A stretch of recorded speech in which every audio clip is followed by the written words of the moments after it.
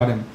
So friends, let's take a fascinating journey into the evolution of wealth and organization dynamics. So this way, let's understand each and every fact. First, let's talk about the people management. So here you can see people management. So why do organizations exist? Because no one can do it alone.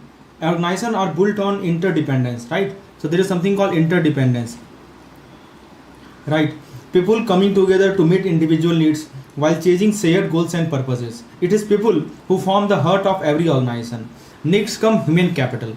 Yes, technology and tools have, but who make the real difference? It is you, the people. Human capital, your skill, your knowledge, your attitude is the game changer, right? These are the true driver of growth and transformation in any business. Finally, notice the shift in the wealth creation over the era. In agrarian era, wealth came from lands. So let me zoom a little bit so that the picture become very clear to you. So the first era was called agrarian era. So in agrarian area, what used to happen? That wealth come from the land, that is the field, that is the soil. But now today in the knowledge era, the rules have changed. Now it is human capital, right? Now it is human capital, right? That means what you know, how you think, how you innovate, that builds wealth. People are the powerhouse of modern success. So from land to people, soil to skill, this is how wealth and organization have evolved. Stay tuned as we dive deeper into how organizations thrive by unlocking human potential. So I hope this makes sense, whatever we have talked till now, evolution of wealth and organization dynamics. Now friends, let's look at the next chart. So this is a single chart in which every information has been given. Let me zoom out a little bit. Every important information has been given that will help you understand the concept, right? So let's get started. So the concept is, let's dive into the world of organization structure, and let me write here informal structure. I think it is missing here, informal organization. So friends, to begin with, let's understand what an organization really is. What an organization really is. Let me zoom a little bit. So friends, according to the Edgar Skin, remember the name Edgar Skin in 1979, an organization is simply the rational coordination of activities of multiple people. Remember this definition, right? So they define organization as a rational coordination of activities of multiple people. So sounds simple, right? But this simple idea drives every successful venture. Every organization exists for a common purpose. There is a common purpose for which every organization exists, right? Whether it is building product, delivering services, or solving problem, there is always a shared mission behind it. That is a common purpose. And how does it operate? It operates through the division of labor, which means where work is broken down into a smaller tasks. Like we are covering this ABM chapter, this entire CAIIB. So we have converted into five subjects. In each subject we have different module. In each module we have different units, and we are covering one unit out of that. So this is how the division of labor is working, right? And the second thing is through hierarchy. So hierarchy is where clear level of authority ensure coordination and efficiency. So these two pillars, that is division of labor and hierarchy, help organization function like well-oiled machine. Now let's explore one of the key types of organization, that is the formal organization and informal organization.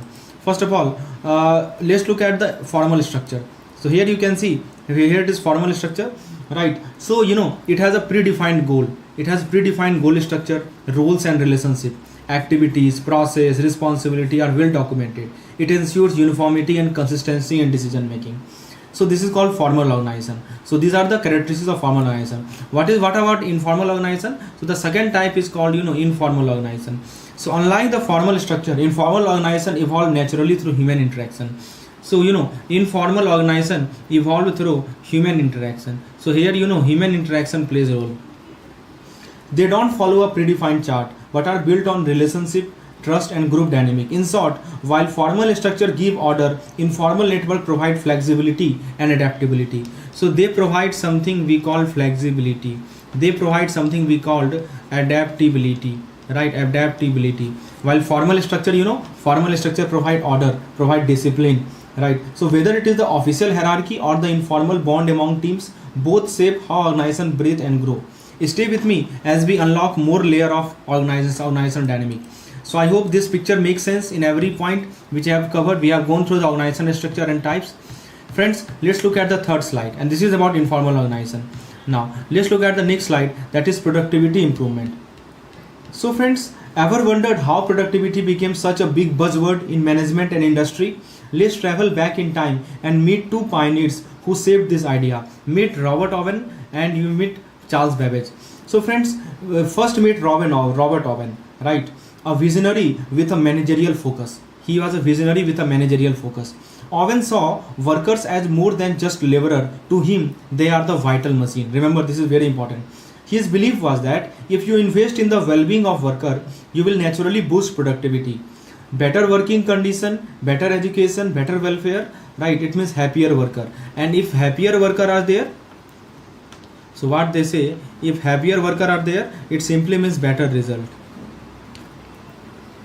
It simply means better result, right? Simple yet revolutionary for his time. On the other hand, we have Charles Babbage from 1792 to 1871. You can see Charles Babbage 1792 to 1871, right? Often called the father of computer. You know, he is called the father of computer, right? So, but also a key figure in productivity improvement. So Babbage also, you know, took scientific approach, applying logic and analysis to the workplace. He was a strong advocate of division of labor, right? And focused on optimizing work process using scientific principle. So it applied scientific principle to optimize work processes. So for Babbage, the goal was clear: efficiency and cost reduction. His goal was clear, that was efficiency and, you know, cost reduction, right? So what united them both? At the core, both Owen and Babbage emphasized productivity improvement, but with two different angles, right? In the case of, you know, Robert Owen, right, it was worker well-being. In the case of Robert Owen, it was just worker well-being, and in the case of Charles Babbage, it was efficiency. It was efficiency and, you know, cost control. Efficiency and cost control, right? So whether you are about caring for the people like Owen or optimizing a system like Babbage, both parts leads to one destination, that is a more productive workspace, productivity improvement. Right. So again, I'm telling you, Charles, you know, Robert Owen, he's called the father of, you know, Charles Babbage is called father of computer. He took a scientific approach, applying logic and analysis to workplace. He was a strong advocate of division of labor, right? He was a strong advocate of division of labor, and he focused on optimizing work process using scientific principle, right? And while on the other hand, Robert Owen, we have just talked about, he called worker as a vital machine, right? And you know, Robert Owen, his belief was that if you invest in the well-being of worker, you would naturally boost productivity, right? If you invest in the worker welfare, it will naturally boost productivity. So happier worker means better result, right? So we can say that division of labor was about Charles Babbage, right? So at its core, both Owen and Babbage emphasized productivity improvement, but with two distinct angles: Owen, worker well-being, and Charles Babbage, efficiency and cost control. So whether you are about caring for the people like Owen or optimizing the system like Babbage, both parts lead to one destination, and the destination is what we call more productive workplace. Let's rewind to the root of the modern management, the era where science meets business, giving birth to what we call as the scientific management approach. So let me zoom a little bit so that it become clearly visible to you. So now I hope it is visible, clearly text is visible. So friends, this approach was pioneered by none other than Frederick Taylor, right? Frederick Taylor is pioneered this concept of scientific management approach. He is called the father of the scientific management, and Taylor believed that by scientifically studying work process, we could make them more efficient and predictable, right? So how did he do this? So he introduced the division of labor. I think we have already discussed the division of labor, and also time motion study. So where every task was broken down into a smaller step, it is measured and optimized, right? But the Taylor idea did not stop there. This was further developed by experts like Gantt and Gilworth, who added new dimensions like a scheduling technique and motion economy. At the heart of this approach were two major assumptions. What were the major assumptions under the scientific management approach? So it says that task breakdown. That means you break task into simple, repeatable steps and motivate worker using monetary incentive, leading to a stronger organization control, right? But here is the twist: while Taylor's method was revolutionary, it was not flawless, right? It faced sharp criticism for overlooking key human factor like fatigue, boredom, social interaction. So it treated worker as a replaceable part of the machine, right? It treated worker like a replaceable part of the machine and focused heavily on control and prediction rather than on human behavior. So while scientific management saved industrial efficiency, it also sparked the need for more people-centered management approach later on. What do you think? Is the control more important than motivation today? What do you think? Is control more important than motivation? So basically this particular diagram clearly indicate every aspect of the scientific management theory, right? So I hope the concept is clear, who introduced it and how it works, what are the advantages and disadvantages of it. Now let's switch our focus to next topic, that is consequence and rise of labor union. Ever wondered what triggered the powerful rise of labor union that reshaped workplace worldwide, right? So here we are talking about that. So friends, so what happened, that as industry grew more mechanized, worker began to feel like cogs in machine, right? So let me zoom a little bit. So what happened, as industry grew, as industry grew more mechanized, the industries were began to feel like, cogs in a machine, leading to labor unrest. Frustration boiled over as employee faced poor treatment and harsh working condition, right? That is called labor unrest. Then comes, this is a sequence, then comes economic depression. So an economic downturn that worsened thing, pushing more workers to seek solidarity and protection through union. This situation was further stirred by worker immigration. A steady influx of laborer added number and momentum to the union movement. That is called, worker immigration. Then we have management anti-union stance. So basically it was not just worker reacting, management anti-union stance also play a key role. So here you can see aggressive opposition, right? Aggressive opposition from management only fueled the fire, right? Aggressive opposition from management, right? It fueled the fire, right? And strengthening the workers' resolve. So when union finally formed, collective bargaining became their weapon, often slowed down by tough and delayed negotiation. And overlaying these all were socio-political pressure. External force like politics and society heavily influenced corporate decision and labor policy. Finally, as the time passed, as all time passed and workplace evolved, modern management approach emerged. It emerged. The old scientific management model could not survive today's fast-paced VUCA world. What is VUCA? You must understand. The full form of VUCA is very, very important. Volatility, uncertainty, complexity, and ambiguity. So the old scientific management model could not survive today's fast-paced VUCA world. Today organizations are focusing on human-centric approach. So today the main focus of organization is human-centric approach, right? So prioritizing people over process, engagement over just efficiency. So do you think today's modern flexible management style are enough to keep labor union less confrontational to this era of change, right? So basically this is all about the discussion just now we have done regarding this discussion is regarding consequence and rise of the labor union. So first of all we talked about the labor unrest, economic depression, worker immigration, management anti-union stance, collective bargaining, right? What is the meaning of collective bargaining? It means when union finally formed, collective bargaining became their weapon, and overlying what this all were socio-political pressure. And finally we have modern management approach like VUCA, right? VUCA environment, volatility, uncertainty, complexity, and ambiguity. Now let's switch our attention to the evolution of the people management. So friends, have you ever felt like just a number at work? Well, that exactly how early worker felt in traditional factory. In the early days of industrial work, jobs were designed to be rigid and structured, right? You can see what were the issues. So this is an question and answer format. So the job was rigid and structured, stripping away meaning and pride. The result was that productivity decreased and workers felt disconnected from their task. But then come a powerful realization that that emotion matter at the work. Yes, emotion matter at the work. How people feel directly impact how well they perform. So this led to one of the most famous study in the management history, and that is called Hawthorne experiment. Remember this experiment, very, very important. So Hawthorne experiment, it was conducted by Alton Mayo and team at the Western Electric Company between 1924 to 1933, right? So what did they find? Something that changed management forever, right? What was the key finding? Let's discuss the key finding. So turns out it is not just wages and working conditions that drive productivity, rather human behavior, right? Human behavior, social interaction, right? And psychological factor are equally important. People thrive when they feel valued, heard, and connected. So today every modern manager are adept to these insights. So ask yourself, is your workplace focusing enough on this human cell side of productivity, right? So the Hawthorne experiment key finding was that human behavior and interaction impact productivity, right? Now let's shift our focus to the next slide. As you can see on your screen, that have you ever wondered why some workplace feel more human and connected while others feel cold and mechanical? let uncover the shift that changed the world of management forever. Right, so in this particular table I have condensed every information in just single table so that you can easily understand all the point, and this is the beauty of our crash course. Right now friends, this shift is called human relation movement, and that is what we are talking about. We are talking about something called human relation movement. Right, hardly it will take 20 to 30 minutes to master this particular chapter, everything that matters for your exam.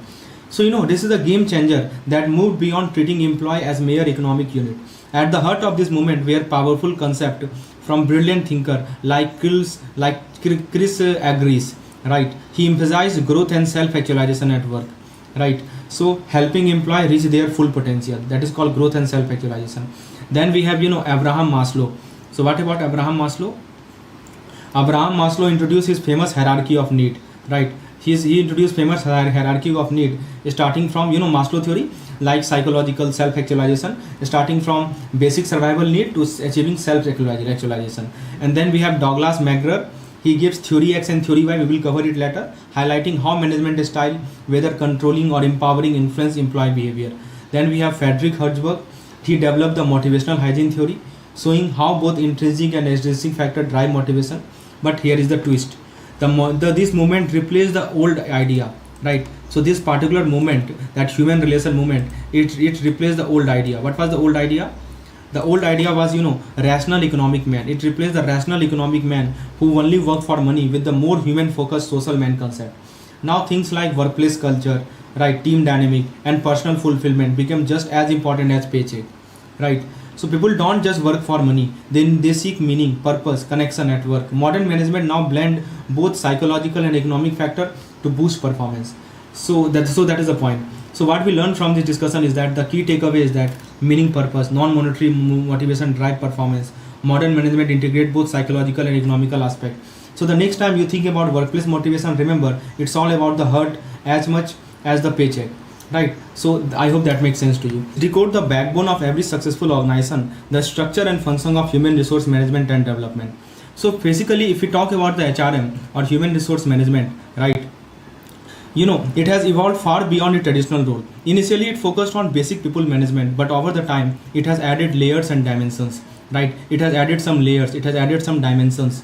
Right, stabilizing into a well-structured and routine function. That is the evolution of HRM. This is the part. Now here is where the things get even more interesting, that HRM is process oriented, that means process driven. Every system from hiring to performance appraisal follow a defined process. Right, and don't forget, educating line manager on HR principle is very vital to making sure this process flow smoothly. That means educating the line manager on HR principle is very, very important. But HRM don't work in isolation. It acts like an umbrella function. Right, so it guides new system, it guides subsystem and cover every aspect of people management. Right, both old as well as the new. And last but not the least, here is a key role you may not have thought about, that is HRM is also a line and a staff function. This means it is not just HR team handling it. Every manager out there implement HR practices. Line manager in particular plays a crucial role in executing HR policy directly with their team. Right, that is the role of line manager. So the next time you think HR is just hiring and firing, remember it's a dynamic collaborative engine driving organization success. So these are the various aspects of HRM which we have just gone through. Now let's look at the strategic HRM and HRD overview in this particular slide. So friends, ever wondered how companies stay competitive and resilient in today's fast changing world? The answer lies in power due, that is a strategic HRM and HRD. Let's start with the first pillar, that is called effective people management. The first pillar is effective people management. So by managing people well and adopting the best HR practices, organization gain a real competitive edge. So organization gain a real competitive edge. Right, so it is no longer just about product or services, it's about how you manage your people. Next come talent acquisition. So the fuel for success, hiring the right people, training them, planning your workforce properly is a game changer. HRM is the engine that drives this, ensuring the right talent is in right place at the right time. That is called talent acquisition. Right, so this is called fuel for success. Hiring the right people, training them, planning your workforce properly is a game changer. So HRM is an engine that drives this talent acquisition. But here is where HRD steps in as crucial subsystem of HRM. So this HRD is a crucial subsystem of HRM. HRD goes beyond just routine tasks. So it focus on developing people. Let me zoom a little bit so that the picture is clear to you. So here you can see, let's look at HRD. So HRD is a crucial subsystem of HRM. Remember, this is very, very important. So you can remember it like this: D come before M. So D is a subsystem of M, right? So HRD goes beyond routine tasks. HRD focus on developing people, right? And enhancing performance, right? And using human potential to its fullest. This is where organizations shift from just managing people to truly growing them, right? Professional development is the next key element. Organizations that invest in continuous learning and development enjoy higher efficiency and adaptability, because when your people grow, your business grow. Not the least, let's not forget the synergy between HRM and HRD. That's called complementary function. So what does it mean? See, these two work hand in hand without stepping on each other's toes. While HRM handle daily people process, HRD focus on bigger goal like shaping a positive culture, driving employee engagement, and managing changes. So the bottom line is that strategic HRM and HRD are not just support function; they are crucial for driving sustainability, growth, and long-term success. So I hope this slide is clear now, how HRD and HRM are related. And you must note that this is a question most frequently asked. HRD is a subsystem of HRM. Remember it. Very, very important. Now let's look at the critical attribute for HR role. So friends, did you know that? Do you know that what it really takes to be an outstanding HR professional? It is much more than just hiring and firing. Let's dive into the Parikh and Rao. This question is asked. Parikh and Rao framework, right? A blueprint for mastering the HR role. First, let's zoom out. So this is how I have represented it it is in form of flow chart, and let me explain step by step what is happening here. So remember, this is a very important thing we are going to discussing. According to the Parikh and Rao, the HR role demand a unique blend of 3 critical competence. And what are those 3 critical competence? The first is called technical, then we have managerial, and the last is called personality, right? So these are called 3 critical competence: technical, managerial, and personality competence, right? So friends, let's first talk about the technical competence. What is the meaning of this so-called technical competence? Let me explain. So friends, according to the Parikh and Rao, the HR demands a unique blend of 3 crucial competence. So technical competence are the nuts and bolts of HR. To be effective, an HR professional must master performance appraisal system, means they ensure fair and effective evaluation, behavioral test and measurement, using assessment to understand employee behavior trait, and training program design, means creating impactful learning experience to upskill the team. So these 3 things are under technical competence. There are many more, but these 3 are super important: performance appraisal, behavioral test and measurement, and training program design. If we talk about the managerial competence, so HR leader also needs sharp management skill like organizing ability, because chaos does not build great teams. System development skill means crafting process and framework that make organization run smoothly. That's the managerial competence. And finally, personality trait. This is where HR truly shines as people champion. So the right mindset include initiative, that means being proactive and a self-starter, positive attitude, because positivity fuel engagement, and teamwork ability, which means collaborating effectively to create a strong organization culture. So whether it is technical know-how, managerial sharpness, or winning attitude, the Parikh and Rao model, right, shows us that HR is both a science as well as an art. I hope that makes sense to you. Now let's look at enhancing HR professionalism and competence. So this flowchart sees every aspect of that. See, I have made this flowchart, right, and this will help you understand every competence. So this is the beauty of this crash course, right? Because you need not remember anything. You just go through this chart. It will hardly take 1 minute to go through each and every part, and you will be able to understand. So at the time of revision, you just go through these key points, and this will help you remember the entire concept, right? So let's get started. So friends, in this particular slide, what we are talking about. Ever wondered what transform an ordinary HR professional into a true leader? Have you ever wondered what transform an HR professional into true leader? What transform? So friends, let's decode the secret to enhancing HR professionalism and competence. So building HR professionalism is like shaping a diamond. It needs multiple forces working together. So there are 4 key factors. The first is called individual growth. So it means continuous learning and self-improvement. Then we have organization role. So the influence and support you receive from your company. Then we have academic institutions, the knowledge and research backing your skill. And finally, we have the professional bodies, means the global HR communities that set the standard. So these are the 4, these are the 4 key factors. Now, what make an HR leader truly stand out, right? So according to the HRM competency model, there are 9 critical skills that every top HR leader must master, right? What are those 9 critical skills? Let's discuss. So let me show you. The first is called, leadership and navigation. So it means leading teams with purpose. It's ethical practice. Means integrity is a non-negotiable. Business acumen, understanding business inside out. Relationship management, a strong connection create a strong organization. Consultation, guiding team with expert advice. Critical evaluation, right? So if we talk about the critical evaluation, it means making sharp data driven decision. Global and cultural effectiveness, which means thriving in diversity. Communication, clear and impactful messages. HR expertise, the foundation of every HR champion. So one more thing I want to tell you, these are the 9 critical aspects that is needed for SHRM, right? And there was a study, there was a Verma, Priksat and Sanjeev Kumar study also highlight the real world HR role you often see. What are the real world HR role? As per Verma, Priksat and Sanjeev Kumar, the first is functional HRM as a specialist. So it means the most common role. Then we have the strategic business partner. This is the second most impactful role. The third is the credible activist competency.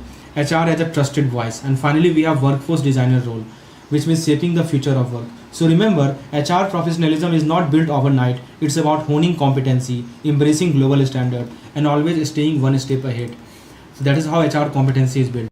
Now let's look at strategic HRM in bank, evolving roles and responsibility. So this slide clear everything about SHRM. So friend, did you know that how HR in bank has transformed from a traditional support function into a true strategic powerhouse? So today strategic HRM in bank is no longer just about hiring and firing. It's about driving the business forward. So first let's talk about the shift. So in the past, HR was seen as a reactive function. Remember, in the past, HR was seen as a reactive function, but now it's primarily focused on compliance and protecting the employer's interest. That was called reactive function. But now, HR has evolved into a strategic business partner. So here you can see, shift from traditional HR to a strategic HR. But now HR is seen as a traditional strategy partner, fully aligned with the organization mission and goal. Earlier it was reactive, now it is a strategic business partner.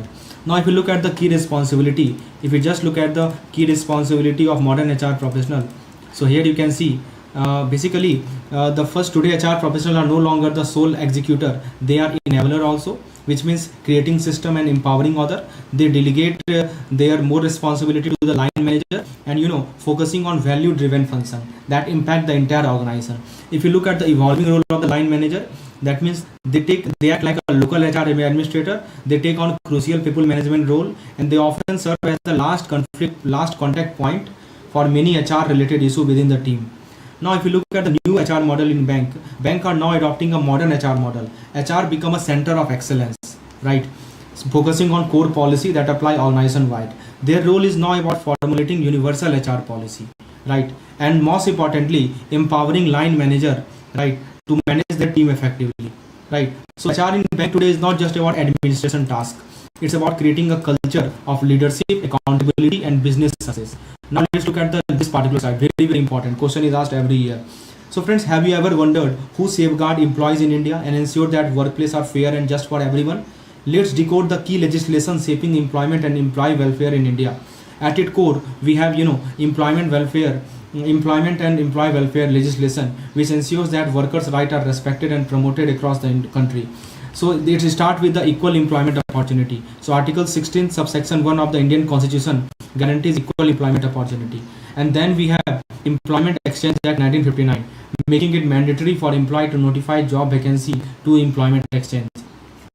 Then we have Apprentice Act in 1961, promoting skill building and training program directly linked to future employment. So this ensures that job seekers are not just waiting but are being equipped and notified about opportunity. Then we have protective law for vulnerable worker. The system also safeguards the most vulnerable segment of our workforce, the Child Labor Act 1986. It protects children from being exploited at work. It protects children. Then we have Bonded Labor System Act 1976. So it abolishes bonded labor, ensuring no worker is forced to work under debt or coercion. And then we have Interstate Migrant Workmen Act. So it protects migrant workers who travel from far home in search of livelihood. Right. So Child Labor Act, Bonded Labor System Act, and Interstate Migrant Workmen Act. Then we have government role in social welfare. The government plays a key role by framing welfare initiative under the directive principle of state policy. You know about DPSP. So there is something called directive principle of state policy, and enacting laws and aimed at preventing the exploitation of worker, and finally nurturing a positive organizational perception of labor welfare. So these laws work together, create a safety net for workers across India. Right. Now friends, let's shift our focus to the HRM approach. This is the last slide. Right, this is the last slide which we'll go through. Right, so friends, let's talk about HRM approach. So friends, in today's fast changing world, human resource management is no longer just about hiring and firing. So HRM proactive approach. First thing you must note it down, that it is called proactive approach, which means a modern HRM is no longer reactive. It is futuristic and strategic. HR leader now align people management with business goal. So what they do, they align people management with what? With business goal. Right, creating synergy between human capital and organization success. So this HR, they function on employee welfare and growth. And here is the exciting part. Today HR professionals are ready to face challenge dynamically. Whether it is remote work, digital transformation, emerging workforce trend, HRM is constantly evolving. And let's rewind to 1980s. 1980s, the birth of formal HRD. HRD was formed, right? And while the Western world was shaping HRD as a concept, Indian academicians were developing their own HRD model. So two names stand out. You must have heard about Uday Parikh and T.V. Rao. Right, so they pioneers who helped shape HRD in India. They did not just adopt Western idea, they customized HRD to India's unique business landscape, developing integrated system that blended beautifully with traditional HRM practice. And Indian government also played a vital role by encouraging employee participation in decision making and even promoting worker shareholding to deepen employee engagement. As India's economy grew and high-tech industry emerged, there was a massive surge in demand for a skilled professional. So our modern day knowledge worker. Today, HRD stands as a structured subsystem of HRM, right? Focusing on employee development, engagement, creative empowering for workforce ready. So from being reactive to become proactive and dynamic, HRM and HRD in India have come a long way. The topic is Indian bank merger and privatization, and all the data have been condensed into one peak. I will try to cover everything that is given in your book in 2 to 3 pages in just one peak, right? This is the ultra condensed form of the notes. So let's get started. Welcome to this insightful session on the evolution of Indian bank merger and privatization. In the last few decades, India's banking sector has undergone significant transformation. So this is the entire peak in one, you can see snapshot of the peak. So friends, with the strategic merger, privatization, shaping the financial landscape. So the first thing is, as SBI Associate Bank merger, right? So SBI Associate Bank merger, one of the biggest consolidation in the India's banking history was that 5 associate banks merged with SBI, creating a financial powerhouse capable of competing on a global scale. Then we have Bank of Baroda merger, right? So the merger of Vijaya Bank and Dena Bank into Bank of Baroda aimed to create a stronger, more resilient financial institution. Then you have 2019 mega merger of public sector. So you can see that this landmark decision saw multiple public sector banks consolidated to create a stronger, more competitive entity. In December examination, question based on this was asked in the form of case study. So you must know which bank was merged with which bank and what it led to the creation of. Try to understand. First of all, Oriental Bank of Commerce merged with UBI, right? Then it comes from PNB, Punjab National Bank. Then Andhra Bank plus Corporation Bank, Union Bank of India. Syndicate Bank, right, merged into Canara Bank, and Allahabad Bank merged into Indian Bank. So these mergers were driven by the needs for financial stability and operational efficiency in an evolving economic landscape. If you look at the vision for Global India Bank, so you can see in the next part. So since 1990, India has been striving to create globally competitive bank that can stand fall on the international stage. So that is the point for vision for Global India Bank. Right, so these merger align with that vision, ensuring Indian banks are equipped to handle global financial challenge. And now, if we move toward privatization, so you can see privatization plays a very important role in banking reform. They are aiming to enhance the competitiveness, right, reduce the government budgetary burden, improve overall performance. And then we have Narsimhan Committee proposal. So basically, a key recommendation in the India's banking reform, right? This was a key recommendation in the India's banking reform. This was a committee that suggested merging weaker banks to protect customer interest and build financially robust institution. Right. So what was the rationale behind the merger? So the core reason driving this merger was the financial stability. This was the core reason. The first reason was financial stability. So basically a strengthening balance sheet and capital basis. Second reason was was the efficiency. Right. So optimizing resources and reducing redundancy. So with these strategic steps, India is building a stronger, more competitive banking sector that can efficiently serve its customer and boost economic growth. So what are your thoughts on this merger? Do you think that privatization will fully strengthen Indian bank? So basically this was a Narsimhan committee proposal, and based on it the same question was asked, that they suggested merger of bank to eliminate weaker bank, and it aimed at protecting customer interest. In December examination this Narsimhan committee proposal was asked, right? And the rationale behind merger is to financial stability and increasing the efficiency. That is all you need to know about it. The next slide, let's move to the next slide. And friends, every successful organization rely on efficient HRM, which is built on 3 essential subsystems. So let's look at what are the 3 essential subsystems of HRM. The first is called administrative, second is called developmental, right, which is the focus of this unit, and the third is called maintenance. So administrative means handling policies. So whenever I say administrative, it means handling policies, it means handling procedures, right, and or it means handling compliance, policies, procedures and compliance under administrative. If you look at the developmental, it means focusing on employee growth, right? A developmental focus on employee growth. This is an important aspect of HRM. And growth as well as training, employee growth as well as training. This is the focus of this particular unit. And the last is maintenance, which means ensuring a positive work environment. That means work environment should be positive. So these are the 3 HRM subsystem, right? So basically if you look at the developmental subsystem, basically that is our main focus here. So at the heart of HRM like work, right, the driving force behind individual growth and organization success. So basically job analysis plays a pivotal role. Question is why is job analysis so crucial? Let's break it down. The first reason, it provides you deep insight into the job roles and expectations. It helps you identify key activities and the most suitable candidate for each role.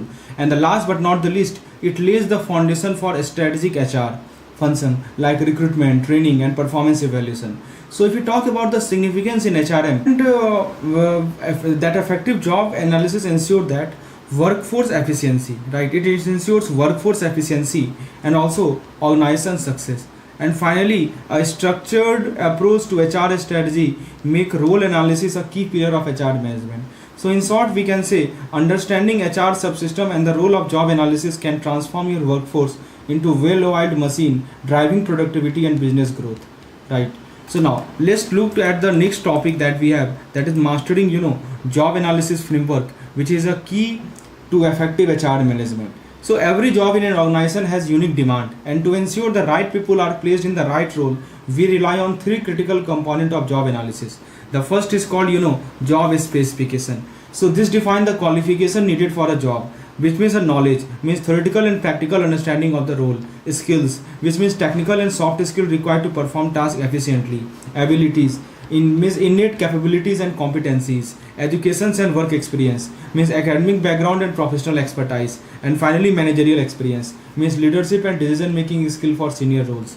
Second thing, we have job description, which means this outline what the job entails, what the job includes. Why, right? It includes job title, means a clear designation, job purpose, the core reason this job exists, duties and responsibility, means the key task and expectation, and finally the working condition. So you must know what are the things included under description. Specification, question may be asked that tell me knowledge exists under what. So you should know knowledge is a part of a specification.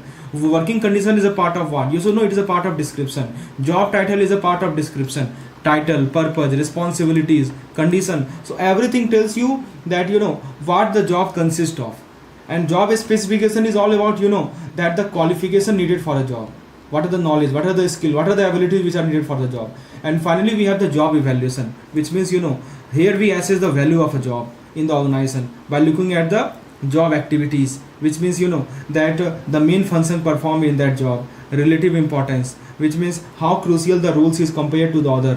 Qualifications means required certifications, training or license. Or finally the working condition, which means physical and mental demand of the role. So basically a well-structured job analysis framework ensure better recruitment, better performance management and workforce planning, leading to organization success. So this is all about this job analysis, which is presented in just one peek. It will help you revise the concept in very short time at just before the examination, right? Now let's look at the concept of learning, training and development. So friends, in today's fast-paced world, staying relevant require a deep understanding of these concepts. First of all, learning. You must know it, all these things. Basically, learning is all about gaining knowledge, developing a skill and shaping attitude to enhance understanding. Right. So whether it is formal education or experimental learning, this process is ongoing and crucial for success. The first aspect is the knowledge, which means expanding intellectual horizon. Second aspect is the skills. What is the meaning of skills? Which means practical application of learning. And finally we have attitude. Attitude means shaping perspective and behaviors. So skills, knowledge and attitude. Again I am repeating. Knowledge means expanding your intellectual horizon. Skills means practical application of learning, and attitude means shaping perspective and behavior, right? So practical application, whatever you have learned, whether you are practically able to apply it or not, that is the skill. Knowledge means just intellectual horizon expanding, and attitude, you know it very well. Second part we have is called training. What is training? So training is job specific and focus on enhancing the current performance. So if you are enhancing the current performance, right, that is called training. So, and you are preparing for the future role. It is a structured, it is structured and help professionals stay sharp in their field. What is the purpose? The purpose is to improve current job performance, current role performance, and to prepare for future job transition. The third is called development. What is development? Unlike training, development is continuous and voluntary process. You see, voluntary and continuous process, right? Because it involves deepening and broadening knowledge to prepare for bigger opportunity ahead. So core benefit is that it focuses on future career progression and also encourage continuous learning and adaptation. So this is learning, training, development, and the final thing we have is called education. You must know the difference between all these things. So education is broader than training and development. It fosters intellectual and professional growth. By providing a strong theoretical foundation. So intellectual growth means expanding thinking capability. Professional growth means strengthening expertise for career success. So a well-balanced approach to learning, training, development, education, it ensures that, it ensures sustained career growth and success. So that is the concept of learning, training, development and education. I hope that makes sense to you, right? So friends, now let's look at the 4 level of training evaluation. So what are the 4 level of training evaluation? So that is we called Kirkpatrick model of training evaluation, right? So first of all, training is not just about teaching, it's about ensuring learning translates to performance and organization success. So if we talk about the training, training is not about teaching. It simply means that learning, that means learning, whatever you learn, that translate to performance and organization success. So that is the meaning of training. So there are different levels of training evaluation, right? So the first level we have is called level number 1, that is called reaction, that is called trainee perception. We can also call it trainee perception or reaction. So training starts with the first impression. How do trainee feel about their training? Was it engaging, relevant and useful? So here are some key focus area: the content, right, the training method, the training effectiveness, the training relevance and enjoyment. So why it matters? Because a positive perception encourages active participation and engagement. This is called reaction. There are 4 levels, and the first level of training is called reaction. Second level is called learning, which means knowledge and skill gain. So this level it measures actual learning. What did the trainee absorb? Did they gain new knowledge, skill or attitude? So how it is measured? There is something called pre and post training assessment. So there is something called pre-training assessment and there is something called post-training assessment. So because there is something called practical test and quizzes which is conducted. So why it matters? Because if learning does not happen, training effort are wasted. This step ensure growth in expertise. So the second level we have is called learning. First level was reaction, second level was learning, third level is called behavior. Behavior means what? That is called application at work. So training is successful only if it is applied in real world situation, right? Training is successful only if it is applied in real world situation, right? So this level check whether employee use their new skill at work. How it is measured? How this behavior is measured? So it is measured observing the behavioral change, means how behavior is getting changed. Feedback from supervisor and colleague. You take feedback from supervisor, you take feedback from colleague. So because knowledge is one thing, but applying is where the true value is created. That is called behavior. Means whatever you have learned, whether you are applying that at work or not, that is called behavior, right? So knowledge is one thing, but applying is where true value is created. And the final level we have is called functioning, which is called the organizational impact. Basically, this is the ultimate goal. The ultimate goal is to measure how training impact business result, right? So how it is measured? We see the workplace productivity, we see the reduced error and increased efficiency, we see the improved customer satisfaction. So a training program is truly successful only when it improves the business performance, right? So this Kirkpatrick model ensures that training is not just an event but a transformation. What is your experience with the workforce training? Have you seen any impact? So friends, this way you can see this is the impact of our crash course program, that you are able to understand all these 4 levels in the simplest way possible. Level 1, again I am repeating, reaction, learning, behavior and functioning, right? Now let's shift our focus and look at the attitude. Attitude is the core of behavior, right? So attitude is the persistent tendency to feel and behave in a particular way. So you can see it is a persistent tendency to feel and behave in a particular way. It influences how we react to the situation, people and challenges. But the question is, what form the attitude? Let's dive into the 3 components. The first is called emotional component. So it means the power of feeling. This is how you feel toward an object, person or situation, right? How do you feel toward an object? How do you feel toward a situation, right? It can be positive, it can be negative, or it can be neutral. So imagine working in a team. Your emotional response to your colleague affect productivity and collaboration. The second part is called informational component, which we call the knowledge is the key.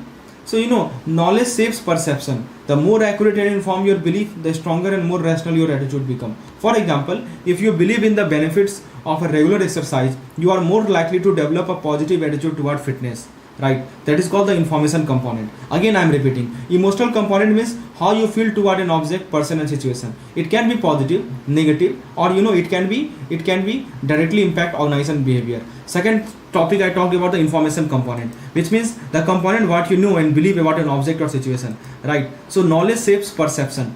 So if you believe the benefit of exercise, so the more likely you to develop a positive attitude toward fitness.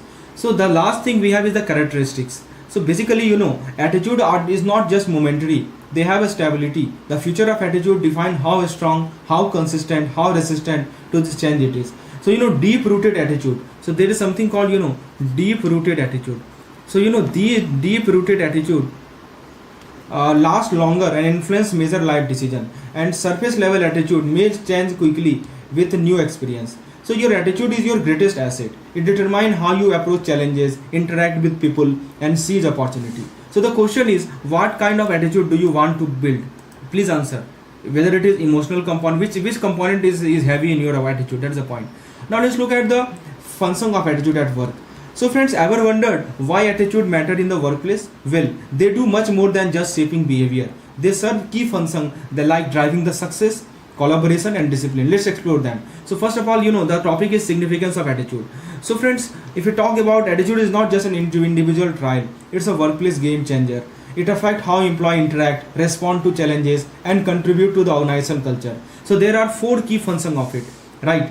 So attitude at work, let's break them one by one. So friends, if you are looking for any such kind of content where you can cover the videos, where you can cover the entire CIB content in very few hours, because time constraint everyone that face, and this crash course does the same. It saves your time. It provides you only that content that matters from your examination, nothing extra that have been asked in the last 3 to 4 years. I will provide that only content. Not only that, I will provide you quizzes for practice. I will provide you PDF for last minute revision purpose. All these things at just an affordable cost of rupees 800 only for all the 5 subjects. To get more detail regarding this crash course, you can WhatsApp me on this particular number. So friends, now let's shift our focus to what we were discussing. The first function is called adjustment function. So this function help employee adapt to their workplace environment, right? Adjustment means what? It help employee adjust to their workplace environment, right? So positive treatment from management leads to higher motivation, higher engagement, right? And when employee receive recognition and support, they develop a positive attitude toward the organization. Result, a happier, more productive workforce. Second is called ego defensive function, which means protecting self-image. That we all want to protect our self-esteem, right? But that is what this function does. It helps individuals justify their action and defend their self-worth. However, it can sometimes lead to negative attitude toward younger employee, creating workplace barrier instead of collaboration. So the moral of the story is that a healthy workplace mindset builds teamwork. The third function is called value expression function, which means living organization value. So this function helps in expressing deeply held value and reinforcing company culture. How? Because by enforcing a strict discipline. right? Means organization ensure professionalism and efficiency. It also reinforce organization value, making them a part of the daily life. That is called reinforcing the organization value. Organization thrive when employee align with the core value. And the last but not the least, we have the knowledge function, which means understanding the workplace. Ever wondered why people behave the way they do? This function supplies standards and reference points that help employee organize information and understand the world around them. Simply put, attitude helps us make sense of our work environment. So friends, the way you think, the way you feel, the way you behave at work impact your success, relationship and growth. So the question is, what attitude will you bring to work tomorrow? Right, so that is the point. Now let's shift our focus to our next point that we have. Right, so let's see the next concept that we have is the Erik Erikson 4 stages of adulthood. Right, so friends, ever wondered why do we evolve emotionally and mentally as we age? Well, our journey through adulthood is not just about growing older, it's about shaping our identity, relationship, legacy and self-reflection. So let's explore each and every stage of adulthood and how it impacts our career. So there are the 4 stages, and this was given by the Erik Erikson. Let's go through each and every stage. This is super important. So the first stage is called adolescence, which means ego identity formation. This means ego identity formation. It means who am I? So the foundation of adulthood begins right here. At this stage, individuals struggle with the self identity, right? They struggle with the self identity, right? So it means they reconcile their inner self perception with how the world sees them, right? This is called self identity. So why this is important? Because it shapes confidence, decision making, power, personal direction. Think back. Was there a time where you questioned who you are and where you belong? So that's a part of the stage. Sometimes you feel lonely and you feel that who am I, right? Where I do belong. That is called the adolescence stage. Second is called the young adulthood stage, which means relationship development, building bonds. As we step into adulthood, the focus shifts from self-identity to forming deep relationship, both personal and professional. This stage is all about trust, love and meaningful connection. Success in this phase leads to a strong lasting bond, while challenges can result in isolation and loneliness. The lesson is that the key to happiness is not just a career, it's the people we share our journey with. The third is called adulthood, which means guiding the next generation, leaving a legacy. As we move further in life, our focus shifts from personal growth to mentoring and guiding others. And the key aspect at this stage is sharing knowledge, right? Sharing wisdom, helping the next generation navigate challenges, contributing to the world in a meaningful way. Ever felt a sense of satisfaction from mentoring someone? That is this stage at work. True success is not just about what we achieve, it's about what we pass on. That is called adulthood stage. The next is called maturity stage. This is called ego integrity and reflection. That means finding the meaning, right? So this stage is all about looking back at life's journey and evaluating its purpose and fulfillment. Did we make the right choices? Have we found meaning in our career and relationship? So this phase determines our inner peace. Those who have lived with purpose and passion feel content, while others may struggle with regret. So lesson is that start making meaningful choices today so that you can look back with pride tomorrow. Then the final thing we have is a Levinson career transition theory. We will cover it in the next slide. So friends, I hope every stage of adulthood build upon the last, shaping who we are, who we become, embrace the journey, learn from the experience and make every phase count. That is all our Erik Erikson 4 stages. I hope this explanation help you remember the concept ever long lasting. You will never forget it. Right. Now, the Dalton, Thompson and Price model have been simplified in a single diagram. If you go through the book, it will cover in 1 page. And you don't know what to skip, what to cover. But I provide you with certain guidance. I provide you with a kind of that guarantee that if you go through this particular slide, nothing will be left out regarding this Dalton, Thompson and Price model. So friends, ever wondered why some people progress faster in their career while others struggle? It all comes down to the role we play at different stages of our professional life. According to the Dalton, Thompson and Price, there are 4 key career roles that define our growth. The first is called apprentice. Apprentice means learning and dependence. So everyone starts as an apprentice. The learning phase where we perform routine tasks under the supervision of mentor, right? So we rely heavily on our mentor for guidance. Our focus is on grasping the basics and building foundation session. The lesson is that never rush this stage. The stronger your foundation, the higher you will rise. The second stage is called the colleague, which means independence and contribution, which means stepping up. Once we gain confidence, we transition into the colleague role. Here we start making independent contribution while still operating in subordinate role. So the key aspect of this stage is that you start handling tasks without constant supervision, right? And you gain recognition for your contribution. Ever felt the satisfaction of completing a project on your own? That is the transition to this phase. The third phase is called mentoring.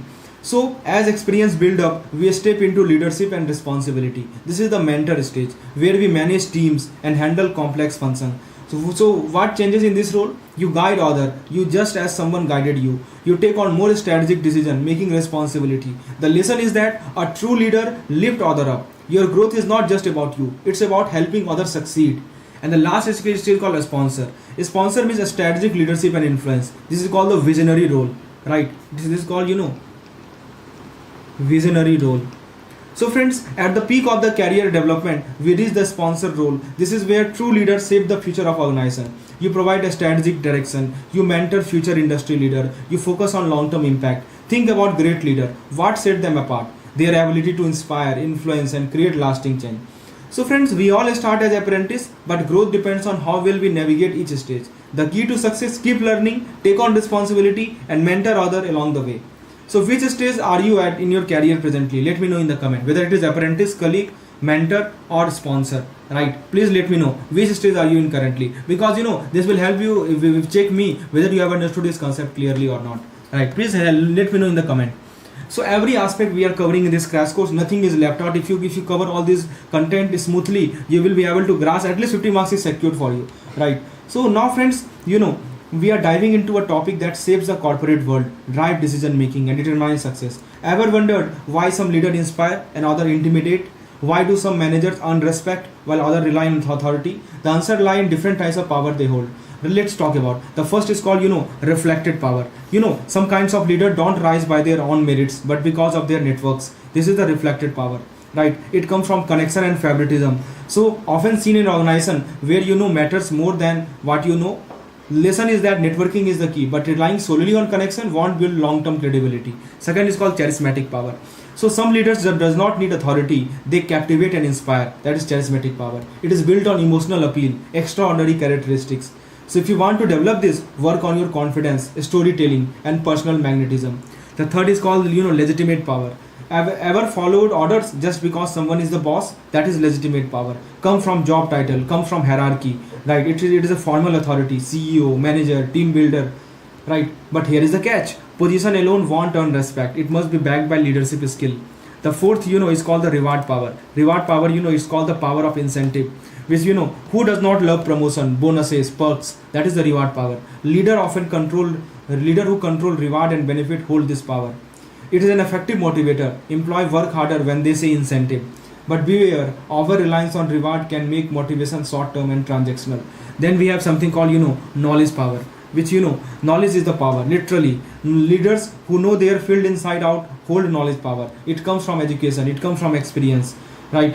So, expert command respect because they offer valuable insight. Then we have something called emotional power. The next power we have is called the emotional power. So, ever worked with a leader who makes you feel valued and understood? Have you ever worked with a leader who make you feel valued and understood? Right. So that is, that is the emotional power. It is built on trust, empathy, relationship.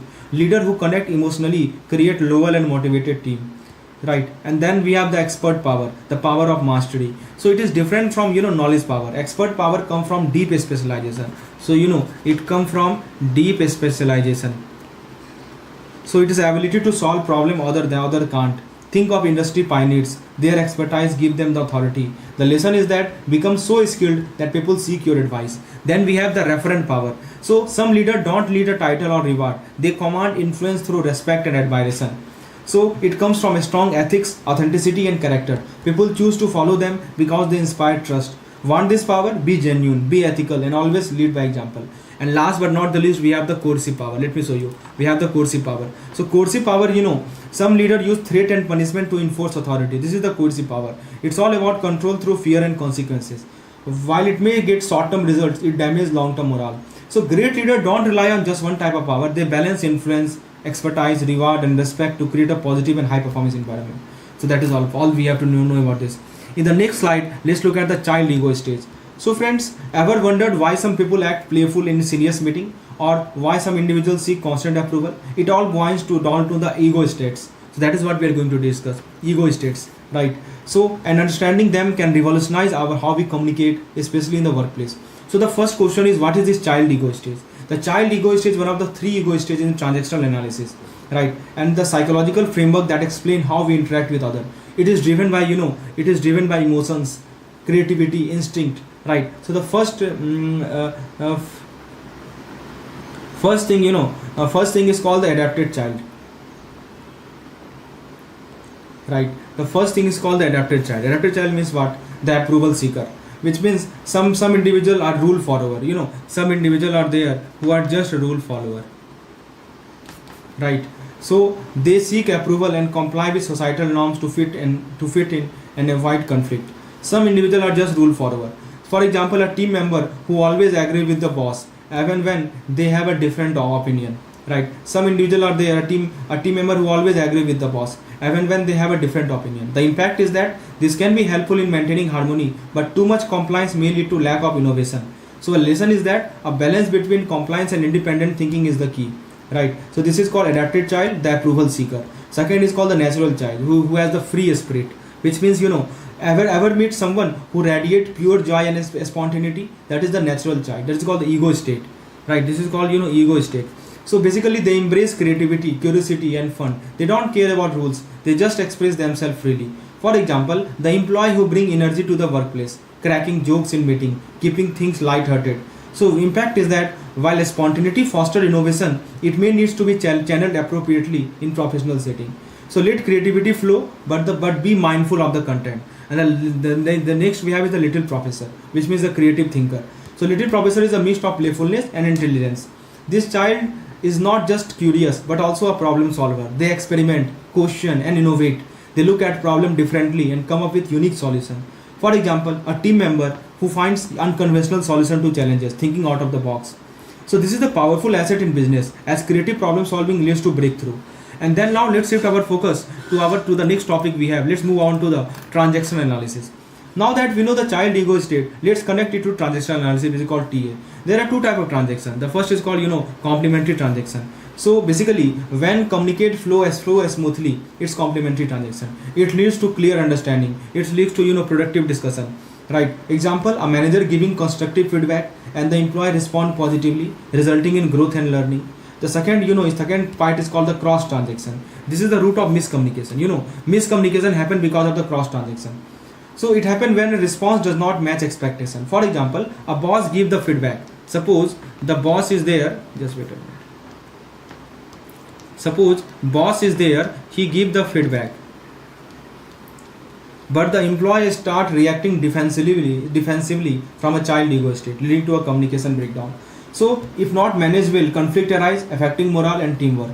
So understanding child ego state and transaction analysis help us to communicate more effectively. So I hope that makes sense to you. Effective communication happens in the case of complementary transaction. Cross transaction causes communication breakdown. Now let's shift our focus to our next topic. So friends, have you ever wondered why some people are incredibly self-aware while others struggle with feedback, or why personal growth seems effortless for some but challenging for others? So first of all, let's talk about the self-awareness. What is self-awareness? So self-awareness is the foundation of personal and professional success. It helps us understand strength and weakness. It allows us to improve relationship and decision making. So there is something called SWOT analysis, that is called strength, weakness, opportunity, threat. So S stands for strength. Strength means what you are naturally good at. W means weakness, means where do you need improvement. Opportunity means what changes can you seize for growth. And threat means what obstacle might hold you back. For example, a professional might have a strong communication skill, that is a strength, but struggle with time management, that is the weakness, right? So the self-reflection help you capitalize on your strength and work on your weak area. Second thing is Johari window mode, very very important, right? Developed by Luft and Ingham, 1973. The Johari window reveals different aspects of your personality. The first is called arena. Arena means open self, known to you, known to both you and other. It builds transparency and trust. Second is called the blind spot, which means blind spot means that known to other but not known to you, that you need feedback to improve. The third is called hidden or private self, which is known to you but not unknown to other. It requires self-disclosure. And the finally we have the dark, which is called unknown self, unknown to both you and the other. This is your potential for discovery. For example, a person may not realize they have a great leadership potential. So that is called blind spot. He did not realize that they have a great leadership potential. right? While other point it out. So seeking feedback unlock hidden strength and improve self-awareness. Now let's look at the expanding the arena. So friends, to truly develop ourselves, we must expand our own self. This happens through receiving feedback, self-disclosure, just sharing thought and feeling to build connection, and openness to ideas, welcoming new perspective and continuous learning, right? Accept and constructive criticism with an open mind. For example, a manager who actively listen to feedback and share their own experience create a more transparent and productive workspace. So that is called the expanding the arena. You receive feedback, you go for self-disclosure, you get openness to the ideas. So by combining SWOT analysis, jury window, and expanding the arena, you can become more self-aware, enhance your talent management dynamic. Imagine an organization as a target where success depends on hitting the bullseye, acquiring, managing, retaining top talent, right? But here is the challenge. The gap between demand and supply of skilled professionals is growing wider day by day. So talent management is no longer just about hiring. It's about strategically developing and keeping the right people to drive business. There are 3 C's. The first C is called competence. Competence means what? The mind that fill ability and expertise. Second is called commitment, means the hand and feet that takes action. And the last is contribution, which means the heart that ensures excellence in executions, right?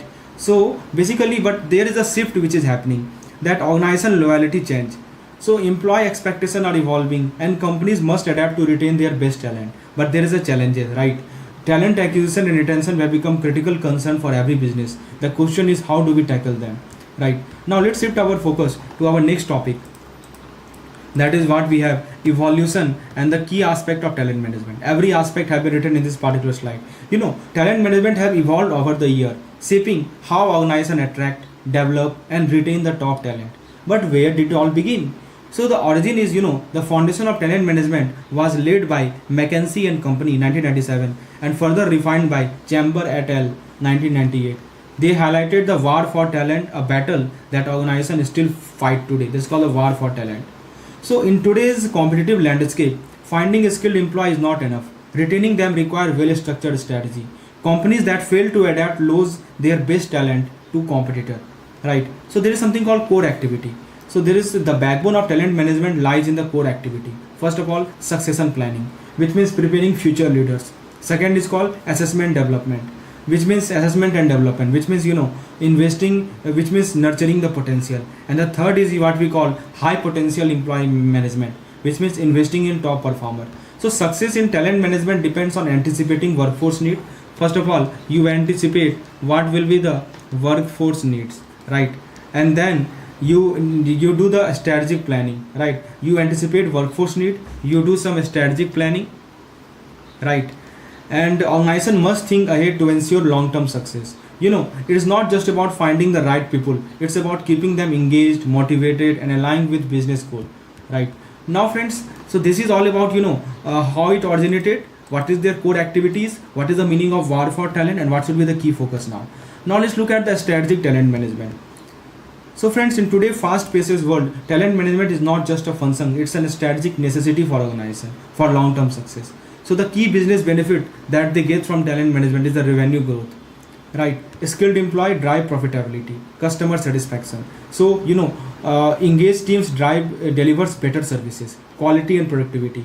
Higher efficiency leads to better output, cost efficiency and capitalization. So retaining talent reduces hiring cost. And if we talk about the purpose and importance, so why does it matter? Because talent management is not just about hiring, it's also about aligning talent with strategy and leveraging HR planning as a science to build sustainable business growth. So if we talk about the core of talent management, so defining talent need, why do we need talent need? What understanding the key success factor, understanding overcoming the real challenges and ensuring the employee retention. There are 3 pillars of talent management. The first is called acquiring talent, which means finding the right fit for the right role. Second is called developing talent, which means enhancing skill for future growth. And the last is retaining talent, which means keeping top performer engaged and motivated. So conclusion is that talent management is not just about people, it's about business success, it's about competitive advantage, it's about the long-term growth. So the question is your organization prepared to harness its full potential? Now let's look at the last topic of today's session, that is the talent management paradox and key element. So talent management is the backbone of every successful organization, but here is the catch, it is facing a paradox. See, the talent supply and demand paradox. What it means? On one hand, the supply of skilled talent is decreasing, while on the other hand, the demand for top professionals is skyrocketing. So this creates a major challenge for business worldwide. So how do organizations tackle this? So there is something called retention. So there are 5 key elements of, so basically there is something called retention strategies, which means keeping top performer engaged in no longer is choice, it is a necessity. Second point is the sustainable growth. Means business must create long-term strategy to balance demand with the available talent. But that is not all.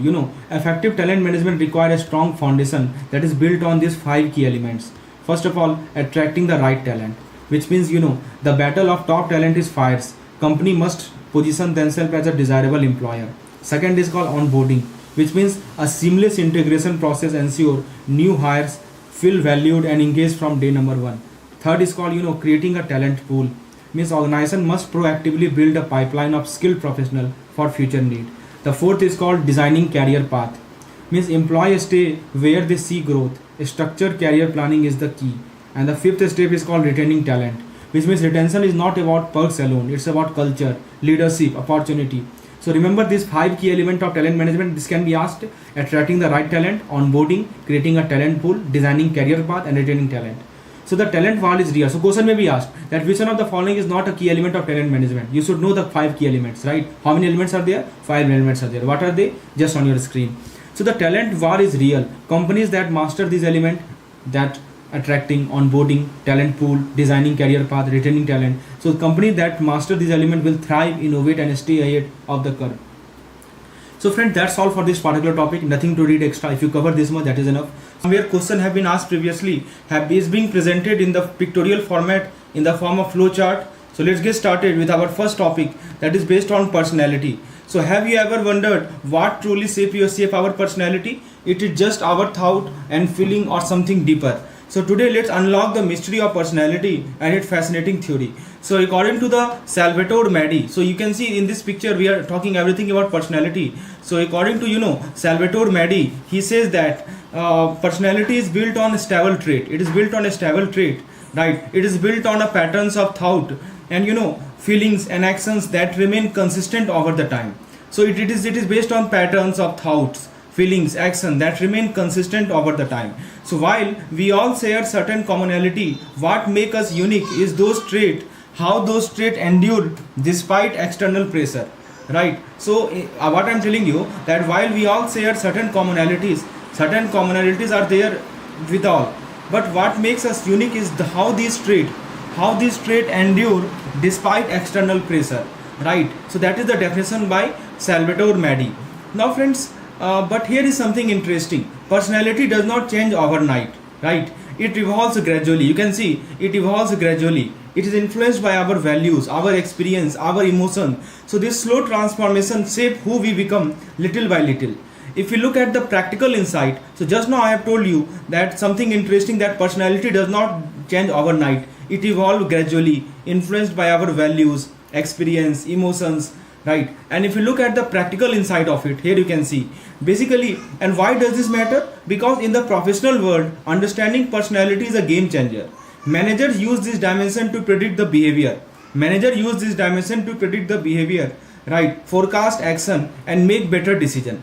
So mastering the concept can give you an edge in leadership and self-growth. If you want to explore more about how personality influences success, stay tuned for the next slide, right? And let's move to the next slide that we have. So we know the personality. Now let's move to the theories explaining personality. Very, very important thing. So friends, have you ever wondered what makes you? Yes, is it your habit, is it your emotion, or is it something deeper? So today we will explore the fascinating world of personality and the theory that explain it. Everything has been presented in the form of this particular flow diagram, which help you recall the concept easily during the time of examination. And that is what we do in our crash course. For each and every unit, I have prepared PDF in such format so that you can easily retain it for the longer time. So friends, the question is, psychologists have long tried to decode personality, and two major theories stands out. First, we have something called, Raymond Cattell's trait theory, right? And it tells us that personality is a pattern of permanent trait. So the key word here is permanent. Traits are permanent, right? But these traits are like building blocks. That shape our behavior, making us who we are. But personality is not just about traits, right? Async theory of personality. Async theory of personality takes a different approach. He identified two primary dimensions. What are the two primary dimensions he identified? So he identified something called extraversion. You see, extraversion and neuroticism. What it means, try to understand. Extraversion means how outgoing, how reserved we are, right? How outgoing or how reserved we are. That is called extraversion, right? And neuroticism means what? How emotionally stable or anxious we tend to be, right? How emotionally anxious or anxious or stable we tends to be. And then come the classic debate, right? Type A and type B personality profile. So type A are restless and type A are impatient. They always chasing quick achievement, right? So they always chase quick achievement. So their perfectionist tendency push them to excel, but can also bring stress. But if you talk about the type B, they are on the other hand relaxed, easygoing, less concerned with time pressure. They take life at a steady pace, often leaning toward a more philosophical outlook. So understanding personality is not just theory, it is a tool. Whether you are a student, leader, entrepreneur, knowing this personality trait can help you work better with others, improve decision making, and even boost your personal growth. So for examination point of view, also remember this thing can be asked. And friends, if you want such kind of PDF for each and every subjects, proper explanation like this, you can enroll in our crash course. In crash course, first of all, we provide you videos through which you can understand the key points. After just attempting going through the videos, you go to solve mock test, you go to solve the quizzes, right? You see whether you are able to attain at least 60% marks or not. If not, then you again read the theory and again attempt the quiz. This way we do self-assessment on daily basis and we improve on daily basis. That is the main motive of crash course. We only covering only those things that matters to us. For more detail regarding this crash course, feel free to WhatsApp me on this particular number. In the description of this video, you will see the link also. Now friends, let's move forward to the next concept that we have. So which personality type do you relate to more, type A or type B? Let me know in the comment. So I think the type A and type B is clear, concept is clear, extraversion, neuroticism is clear, and Remel-Cattell's trait theory is also clear. Okay, now friends, let's move to the third page of this slide, third slide of this PDF, and we are discussing, have you ever wondered what truly drives human behavior? Have you ever wondered what drives human behavior? Why do we sometimes act on impulse while at the other time we hold ourselves back? The answer lies in psychoanalytical theory, and this is a very fascinating concept that not only explain human personality but also shape workplace dynamics. So friends, imagine your mind as a key ring where different key represent different forces controlling your action. Let's unlock them one by one. First of all, we have ID. Alright, ID means what? The most primary force. This is the most primal force. We call it the most primal force. Right? So it is all about instant gratification. It's all about the pleasure. Think of a child who want candy now. Think of a child who want candy now. That is ID. Then comes ego. This is the mediator between the desire and the reality, right? It's like, let me zoom a little bit so that the picture, the slide, the font is clear to you. Okay. I hope it is clear now. So if we talk about the ego, basically it's kind of mediator between the ID and reality. It ensures that we act in a socially acceptable way, right? So the key point you must know, socially acceptable behavior. Like when you want to yell at your boss but choose to remain calm. Sometimes you want to yell at your boss, right? But you choose to remain calm. That is your ego. Then comes superego. Superego means your inner moral compass. It guides you to do the right thing even when no one is watching. That is called superego. But here is a real challenge.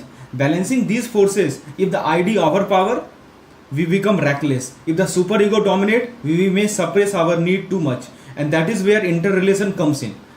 That is where this interrelation comes in. Basically, maintaining equilibrium for a stable personality. We should maintain equilibrium between our ID, ego and superego. But why does this matter at work? Because psychoanalytical theory, right, helps leaders and employees understand workplace behavior. It explains why some people are impulsive decision maker while others are cautious planner. It shed lights on conflict, motivations and leadership style. And understanding these psychological forces can transform the way organizations operate, helping team work more effectively. So what do you think? Which force influences you the most? ID, ego or superego? Let me know in the comment. Friends, I hope that this concept is clear now, the main concept. If you go through the book, you will see multiples of lines written there, and most of them are not useful from examination point of view. Only thing that matters from examination point of view had been written here. No need to read extra thing. Just remember these things, that who gave this theory, right, and what this theory is all about. Then comes, the next theory we have is called trait theory. Very, very important, right? So friends, have you ever wondered why some people are natural leader while others prefer to stay in the background, or why some are aggressive while others are calm? Well, the answer lies in the trait theory of personality. So you can think of personality as a key ring, right, where each key represents a trait that shape who we are. First of all, the core concept. Basically, our personality is not random, right? It is shaped by traits that we inherit from birth. Basically, the trait that we inherit from the birth, it shapes our personality. This is the key point, right? So that is why some characteristics seems to run in family. Now friends, let's talk about something called personality explanation. So no two people are exactly the same. No two people are exactly the same. While we all share some common trait, each of us has unique combination that makes us special. Let me give you some example of traits. Like, some people are naturally aggressive, some people are loyal, some people, have a great sense of humor, right? And that these traits define how we interact with the world. Now there is something called, behavioral interpretation. What is the meaning of this behavioral interpretation? See, but here is the real impact. Our trait determine how we behave. Whether someone is confident or submissive, outgoing or reserved, it all comes down to their dominant trait. So that is called behavioral interpretation. I am again repeating the point that, our trait determine how we behave, right? So this trait plays a very important role in our behavior. How we behave depends on our trait, right? So whether someone is confident or submissive, outgoing or reserved, it all comes down to their dominant trait. So understanding trait theory help us, decode behavior at work, in relationship, and even in leadership. If we recognize our strength and weakness, we can make conscious choice to improve and grow. So what is one trait that defines you the most? Are you a natural leader? Are you a thinker? Or life of the party? Let me know in the comment. And don't forget to stay tuned for more insight on personality psychology, right? That let's move forward. Now friends, we have another important theory, and let's make it clear, very very important friends. So friends, did you know that your brain has two sides, and each side play a completely different role in shaping who you are? Let's dive into how the brain influences personality and behavior. So our brain is divided into left side and right hemisphere, right? Each controlling different aspect of our personality. So first of all, let's look at the left hemisphere. So left hemisphere, it's called the logical side. L for left, L for logical. It's called the logical side. It is responsible for speech and verbal function, which means that is why we use it for talking and writing. Second thing, it handles the logical reasoning, which means which is perfect for solving math problem and making rational decision. The third point is sequential processing, means it loves order and step by step thinking. That is called sequential processing. If you go to the right hemisphere, right hemisphere, the creative side, we can call it the creative side in simple word. This one was logical, while the right is called creative side. So basically, it control our spatial ability. What it control? It control spatial ability, which means it help you recognize faces and navigate through places. Right? When I say spatial ability, it helps you recognize faces and it helps you navigate through places. It helps you navigate through places. Right? Second, we have is called musical ability, which means if you love music, thank your right brain. It is emotional responses. So which means making you laugh, cry or feel empathy. But that is not all. The brain also plays a huge role in personality through biological influence. There are some biological influence also. So friends, what is the meaning of biological influence? You must have heard about ESB. What is ESB? Electrical stimulation of the brain. So scientists have discovered that stimulating different ideas of the brain can influence emotion, creativity and even reduce stress. Scientists have discovered that stimulating different areas of the brain can influence emotion, creativity and even reduce stress. So there is a psychology which we call split brain psychology. Let me explain that. So you will see here split brain psychology. Basically, split brain psychology is a studies on people with a split brain that reveal how the left and right brain function independently, making it one of the most fascinating discoveries in neuroscience. So friends, understanding how our brain works help us improve communication, decision making, creativity, plus knowing your dominant side can help you unlock your true potential. So are you more of a logical thinker or a creative genius? Let me know in the comment, and don't forget to like the video, because if it really adds values to you, if you think that this concept which I am presenting in this format, it really had value, it will surely help before the examination, revising the important points in a nutshell, and that gives you more time for practice. Our main motive of the crash course is that you should devote at least 80% of your time to MCQs practice and quizzes practice, and 20% to just theory. And this theory portion is taken care of by this kind of slides. right? Now let's look at the next part that we have. So the next table, which is taken from your Macmillan book, let's understand it, very important. Question is, have you ever wondered why some people thrive in hand-on job while others excel in problem solving or social work? Well, it's all about matching personality with the right job. Let's explore. So this is called, Holland typology of personality, right? So, and find out where you fit in. So according to the Holland's theory, different personality type are naturally suited for different career. So first of all, let's talk about the realistic. This is called the doers. So basically, they prefer physical activity requiring a skill. So they prefer physical activity requiring skill, strength and coordination, right? So personality trait includes, shy, persistent, stable, practical and conforming. And the best fit career for this, is mechanic, drill press, operator, farmer or assembly line worker, right? This is called realistic, means the doers. Shy, genuine, persistent, stable, conforming and practical. Then we have something called investigative type personality, which means the thinker. So we can call them the thinker, right? Basically, they love activities involving thinking, organizing, understanding. So such kind of personality to be analytical, original, curious and independent, right? So best fit career is biologist, economist, mathematician and news reporter. So they are thinker. The third kind of type is, let's move to the next slide. So the third kind of side is called social, which means the helper. So in simple word we can say social means the word helper. Basically, they enjoy helping others, they cooperating, understanding people. So they are sociable, friendly, cooperative and understanding. And best fit career is social worker, teacher, counselor, clinical, psychologist. Then we have something called conventional. So conventional means what? So basically, if we talk about the conventional, which is the organizer, we can call them in single word, they are organizer. Which means, they enjoy structured rule-based tasks with clarity and order. So that is efficiency, conforming, practical, right, unimaginative and bank teller, right? So best fit career is accountable, corporate manager. Then we have something called enterprising. Enterprising means the leaders. So in simple word, in one word we can say enterprising means what? Leaders. So basically leaders, leaders, they love verbal communication, they love influencing others to achieve goal. And the personality trait is self-confident, ambitious, energetic and domineering. And the best fit career is lawyer, real estate agent, public relations specialist and a small business manager. And then we have something called artistic. Artistic we call the creators. So they thrive in creative, unstructured environment that encourage expression. Personality trait, imaginative, idealistic, emotional, impractical. And the best fit career is painter, musician, writer, interior decorator.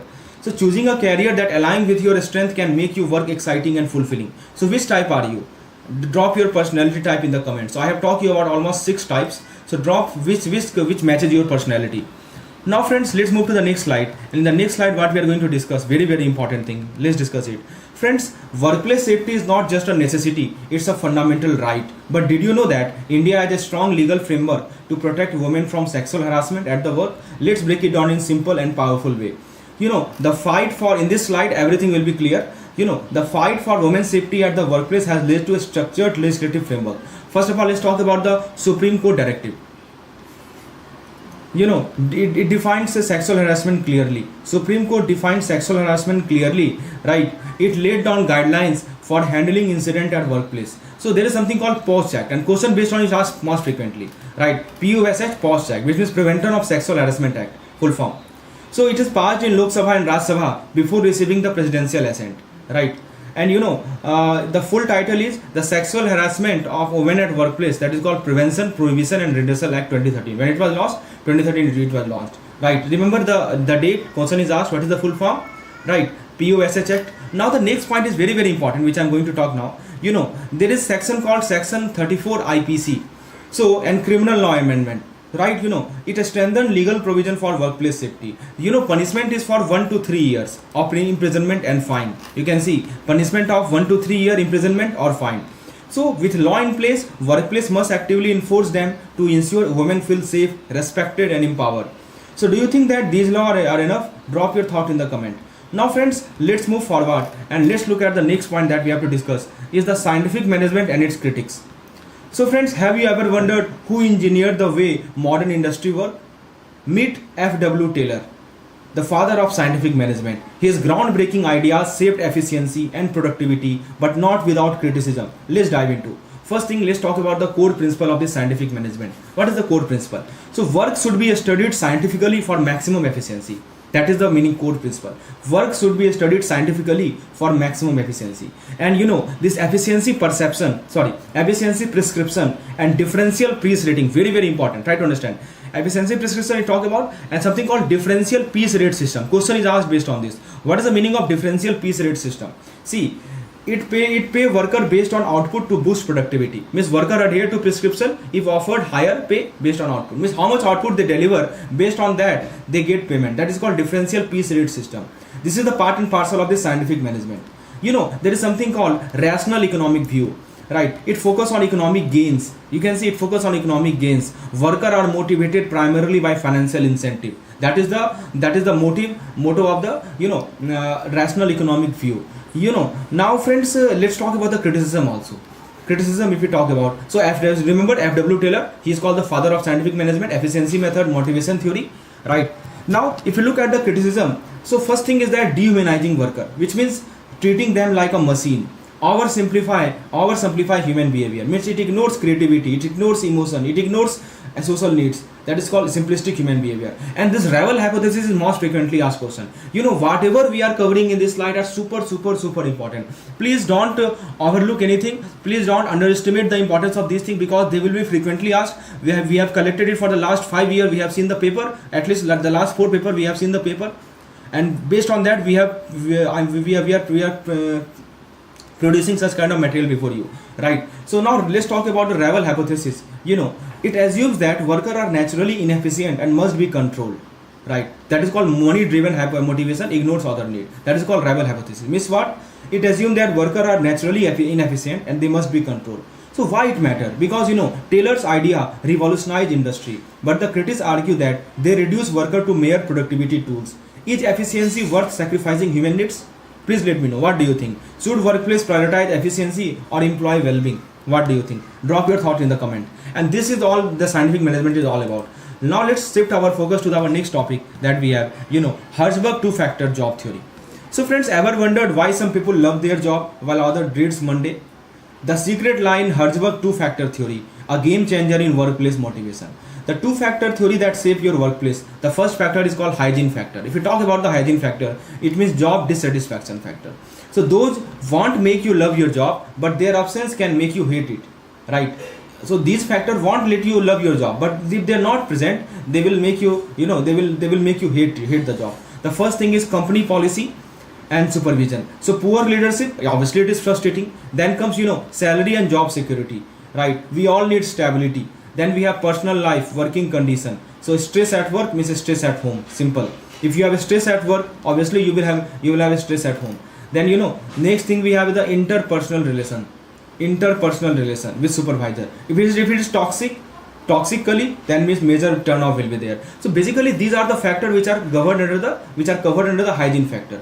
So fixing these issues only prevent dissatisfaction but does not guarantee motivation. If you fix these issues, if you fix stress, if you fix working condition, so this will only prevent dissatisfaction. It will not cause dissatisfaction, but it will not improve motivation.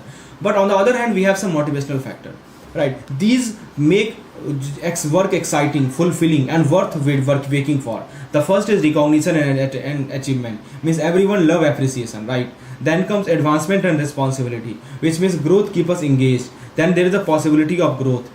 No progress, no passion. Work itself, which means loving what you do is the ultimate motivator. So these factors drive employee to go above and beyond. So a perfect job is not just about a fat paycheck, it's about growth, recognition, meaningful work. So what is your top motivator at work? Let us know in the comment. So remember the difference. Question is asked, which of the following factor is a motivator factor, which of the following factor is an hygiene factor. So you must know this factor, right? Friends, now let's shift our focus to the next slide that we have, and here we are talking about the ERG theory, ERG theory. Friends, ever feel stuck in life, unable to move forward? That because our need drive our action, right? And it was given by Clatter Elderford. Our need, they drive our action, right? So that is, let's break down the Clatter Elderford ERG theory, which simplify human motivation in 3 core needs. It simplifies human motivation in 3 core needs. Let's simplify it. First of all, ERG theory is a refined take on Maslow hierarchy. ERG stands for existence need, relatedness needs, and growth needs, right? What is the full form of ERG? E for existence, which means basic survival and security. R for relatedness. Relatedness means what? Relatedness means social relationship. It means social relationship, right? And what is the meaning of existence? So existence, I told you, basic survival. It is called basic survival, right? And security. And what about the growth? What is the meaning of growth? Growth means personal and professional development. But here is the twist. We don't follow these in a strict order. If one need is not met, we shift focus to another. That is where the frustration regression dimension comes in. Let's look at the first dimension. That is called, frustration regression dimension. So, when we struggle to fulfill a higher level need, growth is a higher level need. So when we struggle to fulfill the growth, we fall back to lower level need. What is the lower level need? Like security, like relationship. For example, a person feeling stuck in career growth may start seeking more social connection for fulfillment instead. So why this theory matter? Unlike Maslow rigid pyramid, ERG theory is flexible, ERG theory is realistic. It explains why people may switch priority in different life stage. So what is the driving your motivation? So existence means basic survival, relatedness means desire for social relationship, and the most important is the growth need, right? So that is the ERG theory. So Maslow pyramid is very rigid. We will talk about the Maslow pyramid in upcoming slide. Maslow pyramid is very rigid, but this ERG theory is flexible. Sometimes differentiation is asked, right? ERG theory explains why people may switch priority in the different life stage. So what is driving your motivation right now? Drop a comment below. Is it existence? Is it relatedness? Or is it growth? Please let me know in the comment. Friends, now let's switch our focus to the job design. In a single slide, I have explained everything. That's the beauty of this crash course, right? So friends, ever feel stuck in a monotonous job? The same routine, the same task day after day. Well, what if we told you that job can be redesigned to be more engaging, more challenging, more fulfilling? Let's explore job design strategy that break the cycle of boredom and boost productivity. So friends, first thing we have something called job enlargement. It means expanding job role to diversify skill and make tasks more varied. For example, instead of only handling customer query, an employee may also be involved in sales reporting, right? So employee is also involving in sales reporting. So when I say job enlargement means we are expanding our job role, right? And make tasks more varied. That is called job enlargement. For example, suppose instead of only handling customer query, an employee may also involve in sales reporting. This is called job enlargement. You are assigned another task. Then the second point we have is the job enrichment, which means adding depth to the job by increasing challenges, by increasing creativity to make more employee feel more responsible. Let me give you an example. Suppose giving an employee decision making authority. Suppose you give an employee decision making authority. What will happen? Rather than just executing the task, instead of just executing the task, you give the employee decision making authority. So what happened? Challenge get increased. It enhances the creativity. And third is called job rotation, which means shifting employee between different roles to prevent boredom and increasing flexibility. So for example, suppose there is an accountant. He might rotate between budgeting, auditing, financial analysis to build expertise. So the question is why do we need to redesign the job? Because it make work more challenging, more creative. It increases responsibility and growth. It enhances job satisfaction. So sometimes question is asked, which of the following is an example of job enlargement? Which of the following is an example of job enrichment? You should know this thing, right? Now friends, let's look at this particular slide. So basically, have you ever felt overwhelmed, confused or frustrated in your job? Sometimes it's not just the workload, but the conflict within the role that make the work stressful. Let's uncover the different types of role set conflict. We are going to see what are the different types of role set conflict and how they impact workplace performance. So there are main 5 types which we will go through. We must understand the difference between them. So why, first of all, there's something called resources inadequacy. When you don't have enough tools, budget or to support your performance you don't have budget, you don't have tools, you don't have support to perform effectively. Imagine being asked to build a house without bricks. Is it possible? Obviously not. Right. Now, second thing is called role ambiguity. When expectations are unclear, leaving employee uncertain about their responsibility. So lack of role expectation, it leads to uncertainty. Let me give you one example. Suppose, have you ever started a task without knowing what exactly was expected? That is called role ambiguity. Suppose you started a task. You don't know what exactly was expected from you. So since you don't know what was expected, so it will cause role ambiguity. You just started the task, you don't know what was expected out of you, and this is called role ambiguity. The third kind we have is called, role expectation conflict. You know what's the meaning of this role expectation conflict? See, it means that, when different stakeholders having contradictory demand, it creates confusion. So different stakeholders are there, they have contradictory demand. For example, your manager wants speed, right? But your client demand perfection, right? So how do you balance them? This is called role expectation conflict. So whenever I say role expectation conflict, it means what? When different stakeholders have contradictory demand, creating confusion. Your manager wants speed, but your client demand perfection. How can you balance both of them? This is called, role expectation conflict. The fourth thing we have is called role overload. What is the meaning of role overload? This question was asked in the December examination. When excessive work pressure drain an individual time, energy. Work pressure is huge and it drain your time, it drain your energy. That is called role overload. You can think of an employee juggling too many tasks, leading to burnout. And finally, we have something called role erosion, right? After role overload, we have something called, role erosion. So basically, when responsibility diminishes, making employee feel undervalued. So sometimes, responsibility decrease, it leads to undervaluation. So suppose if your key tasks are handled to someone else, suppose you were performing the task of cash handling, and the same task is given to some other person. This is called, role erosion. So how motivated would you feel? So basically, unresolved role conflict means lower productivity and job dissatisfaction. And if you address them, more engaged, more efficient, and more happy workforce will become. Right? I hope each and every role conflict is clear now. What are the different role conflict that we face? So that is the same. Now the last slide we have. Let me move to the next slide. Yes, this is Maslow hierarchy theory. Very, very important. So basically, this is called Maslow hierarchy. There are 5 steps in it. First is called self-actualization, which means the pursuit of personal growth and fulfillment. Second, we have the esteem need, which means recognition, self-respect, development. Then we have social need, which means desire. It means the desire for personal belonging and professional bonds. Then we have safety need, which means job security, protection from harm. And finally, we have the basic need, which means, essential survival and working. So friends, that is all you need to know from this particular chapter. If you go through the book, there are many things given, but from examination point of view, whatever we have covered in this particular video is more than sufficient. Reward system. So friends, let's get started with our first topic, that is the climate survey. Have you ever wondered what truly saves the work environment in an organization? Is it leadership? Is it teamwork? Or is it policy? The answer lies in combination of multiple factors, and that is exactly what a climate survey uncovers. So first of all, let's talk about the climate survey. So climate survey is more than just a questionnaire, right? If we talk about the climate survey, it is more than just a questionnaire. So it is a powerful tool that helps organizations measure and improve their workplace culture, right?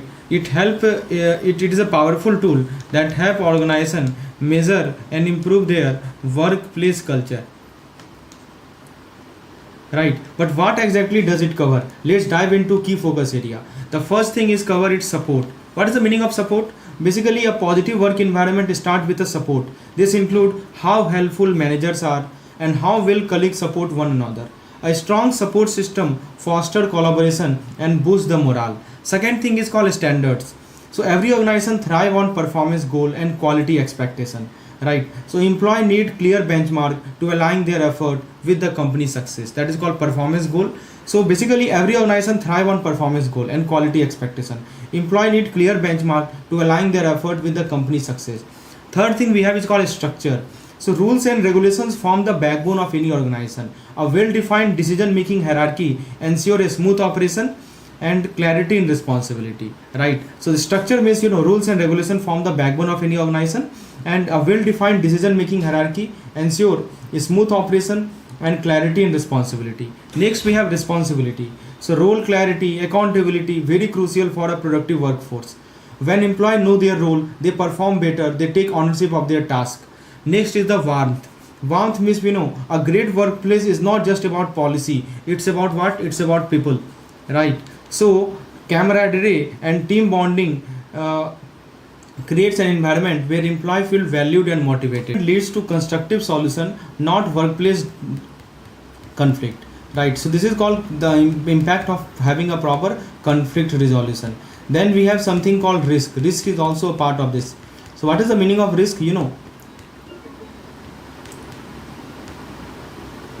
So risk means innovation thrive on calculated risk. So here you can see the word written, calculated risk.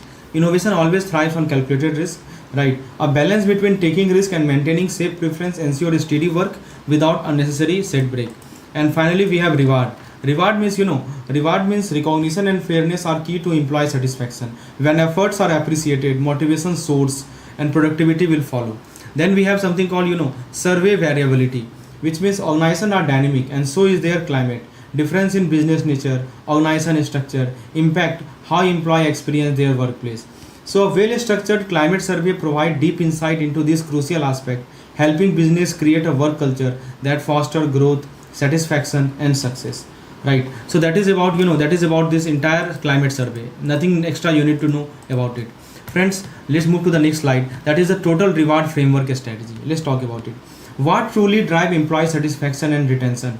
Is it just the paycheck or is it there more to it? So the answer lies in total reward framework. The answer to this question lies in total reward framework. So right, it is a powerful strategy that combines both monetary as well as non-monetary investment, right, to create a thriving workforce. Let's break it down. So if you look at the total reward framework, it's not just about salary, right? It is a holistic approach that ensures employee feel valued, right? It is a holistic approach that ensures that employee feel valued, right, motivated and engaged, right? Employee feel valued, motivated and engaged. So let's explore its key elements. So there is, a model called World at Work model. So this model highlights the dynamic relationship between employer and employee. So there is a dynamic employer-employee relationship, right, which is influenced by some external factor and global business trend. It focuses on, recognition for contribution, performance management, and talent development to nurture future leader. If you look at the component of this total reward framework, this question was asked, what is the world at work model? Two things, remember, external factor, global business trend, and it emphasizes on dynamic employer-employee relationship. Now friends, what are the components of this total reward framework? One, total reward comes in various forms. The three core components include foundation reward, which means basic salary, which means job security. This is called the foundation reward, basic salary and job security. Second is called performance based reward. So incentive tied to the achievement, this is called performance based reward. And the third is called career and environmental reward, which means growth opportunity and workplace culture. And if you look at the 5 pillars of this total reward, this is very important. Compensation, which is the first pillar, which means competitive salary and bonuses. Second pillar is called benefit, health insurance, retirement plan, these are the benefit. Flexibility means work-life balance and remote option, this is called flexibility. Performance recognition, which means acknowledging and rewarding effort. Career development, which means growth opportunity for employee. If you look at the primary category of this total reward framework, so all reward fall into 3 primary categories. The first is called pay. Pay means direct financial compensation. Second is called benefit, which means additional perk beyond salary. And the third is called intangible reward, which means workplace culture, learning opportunity, work-life balance. So friends, when organizations implement a strong total reward strategy, they don't just attract top talent, they retain and empower them. Because at the end of the day, a happy and engaged workforce drive business success. So friends, if you are interested in such kind of videos where every concept is cleared, right, using this kind of flow chart and mind map, you can enroll in our crash course program. Detail is provided in the description section. Friends, now we have understanding the compensation. Compensation is more than just a paycheck. It is a strategic tool that organizations use to attract, retain and motivate employees. But have you ever wondered how compensation is classified and structured? Let's break it down. So first of all, what is compensation? At its core, compensation refers to the monetary remuneration, right, an employee receive in exchange for their work performance. It is not just about salary, it is a well-structured system that reward employee fairly and equitably. So if you look at the job classification and compensation term, so different role come with different compensation structure. Here is how it works. So managerial role, top, middle, junior, right, level. So they receive remuneration. Managerial receive remuneration based on leadership responsibility. So they receive remuneration. If it is supervisory and clerical role, so they earn a salary for their structured job role. And if it is a clerical or administrative, so clerical and administrative means salary, right? And if it is skilled and unskilled labor, so they typically receive wage based on hourly or daily work.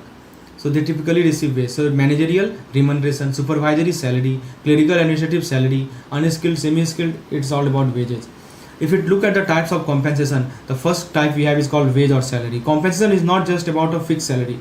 It includes multiple components like wages and salary. This means a regular pay based on job role. Second is the bonus, means performance based incentive, which is called PLI. And the last is benefit, means health insurance, retirement plan and perk beyond salary.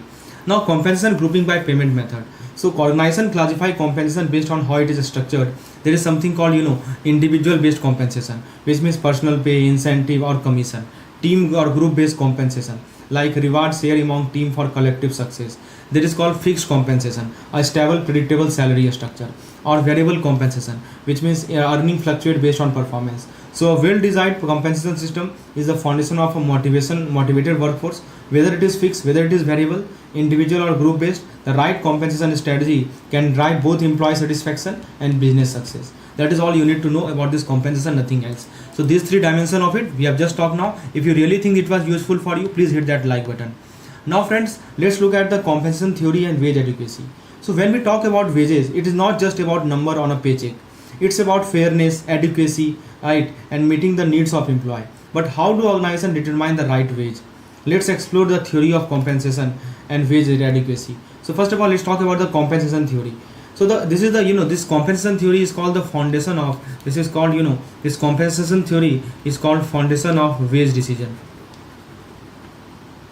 So every organization follow a structured approach, right, to wage determination, guided by conceptual and theoretical aspect of compensation. These theory provide the foundation for fair and right wage.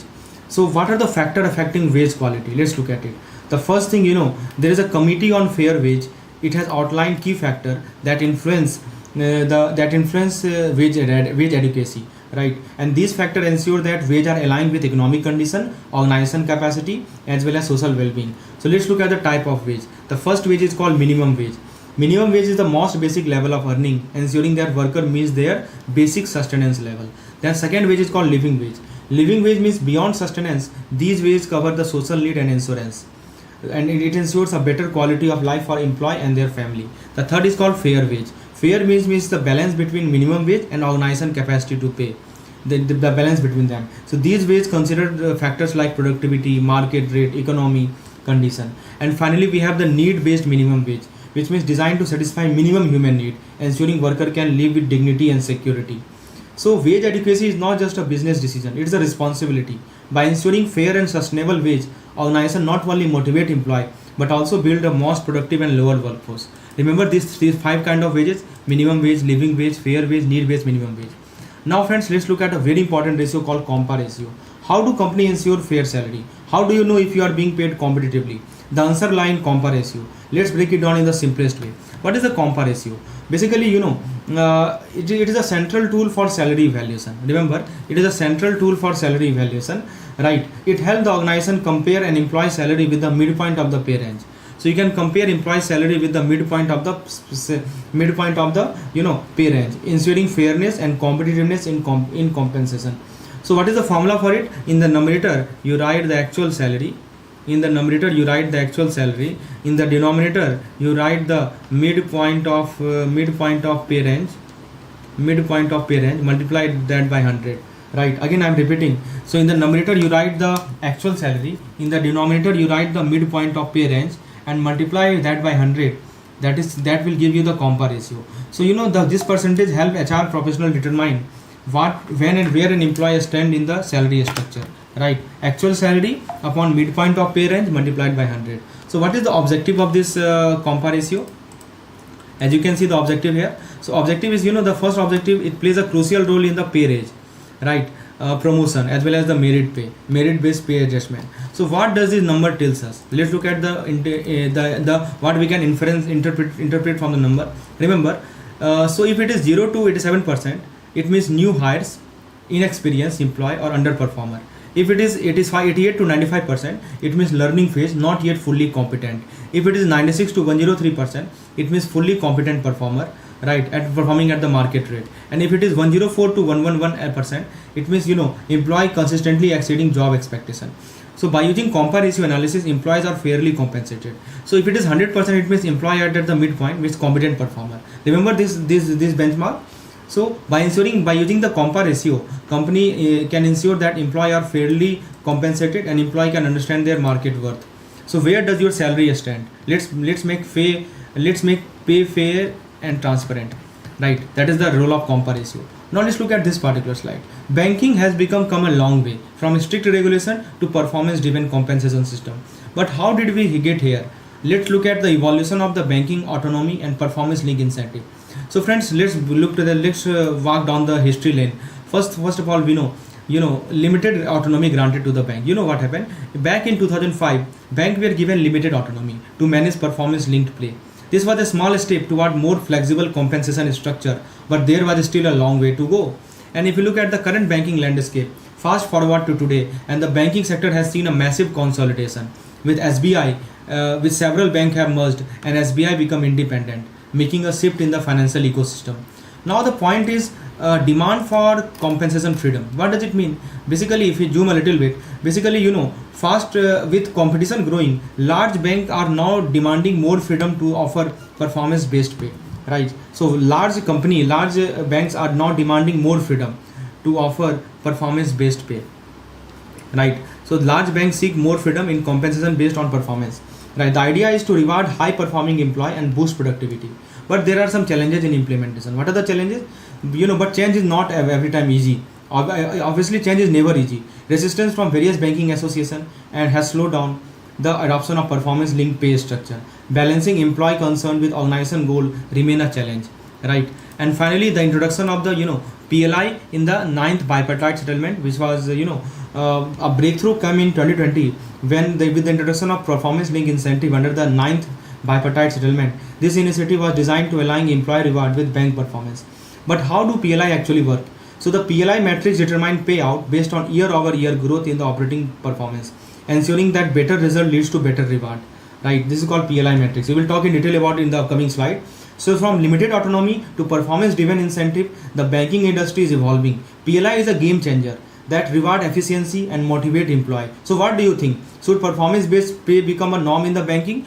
Please drop your response in the comment section. So this is how you should understand what is the PLI. Now let's talk in detail about this PLI. In this particular table, you will be able to understand everything. And please hit that like button if you really think that this video is worth watching. Now friends, let's look at this particular table. Ever wondered how bank employee benefit from their organization growth? So well, the performance linked incentive, or we call PLI, right? This is called PLI. This PLI ensures that better performance leads to better reward. But how does it actually work? So the PLI payout is based on year-over-year growth. You see YOY.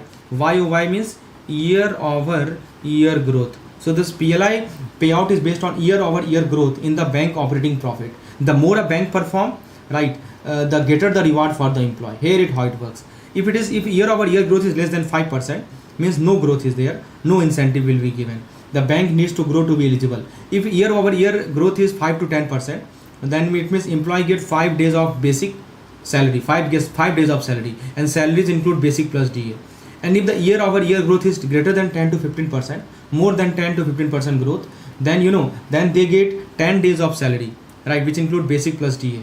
And if it is 15% or more, then 15 days of salary, right? But wait, there is a catch. The 10-day and 15-day slab are only payable if the bank has a net profit. Remember, if the bank has net profit, then only 10 and 15 days are payable. If the operating profit grow by 5% or more, but the bank has no net profit, then only 5 days slab will be applicable. So two things are there. If it has net profit, then only this 10-day and 15 days slab will be given. If just operating profit has grown by 5% and the net profit has not grown, then it will not be payable. So with this guideline, the PLI system came into effect from financial year 2020-2021.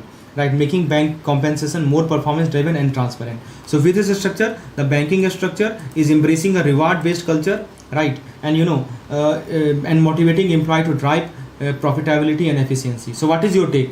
Should more industry adopts this model? Share your thought in the comment section. Now friends, let's shift our focus to imagine working hard day and night only to be underpaid or denied wages. Sounds unfair, right?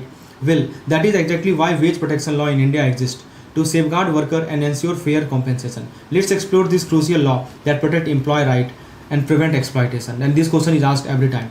So at the heart of this law is the clear objective, that is to prevent low wages. What is the objective? That is to prevent the low wage, right? This is the objective, and ensure that every worker get their rightful earning. So here are how different act plays a role in achieving this goal. The first is called the Payment of Wages Act. It ensures timely payment. 6. It ensures timely payment, right? So workers are not left waiting for their hard-earned money. It prevents unauthorized deduction, which means ensuring employees receive what they truly deserve. That is called Payment of Wage Act 1936. Minimum Wage Act 1948. It fixed the minimum wage to ensure no worker is exploited with unfairly low salary. Then there is a Payment of Bonus Act 1965. So basically, this mandate annual bonus payment as a reward for employee contribution to business success. And finally, the Equal Remuneration Act 1976. It ensures that equal pay for equal work, means eliminating wage discrimination based on gender. So friends, these laws protect millions of employees across India from wage exploitation, and they ensure hard work values, fair pay is guaranteed, and workplace equality is upheld. So if you are an employer or employee, understanding these laws is very essential. Right now, friends, let's look at the job evaluation technique. Very important thing. And if you really think that this concept is helping you, please hit that like button. I request you so that this video can reach to many CIB aspirants and they can also take help of such kind of content. Friends, not all jobs are the same, right? Some require a specialized skill, while others demand leadership, creativity, technical expertise. But how do organizations determine the true worth of a job?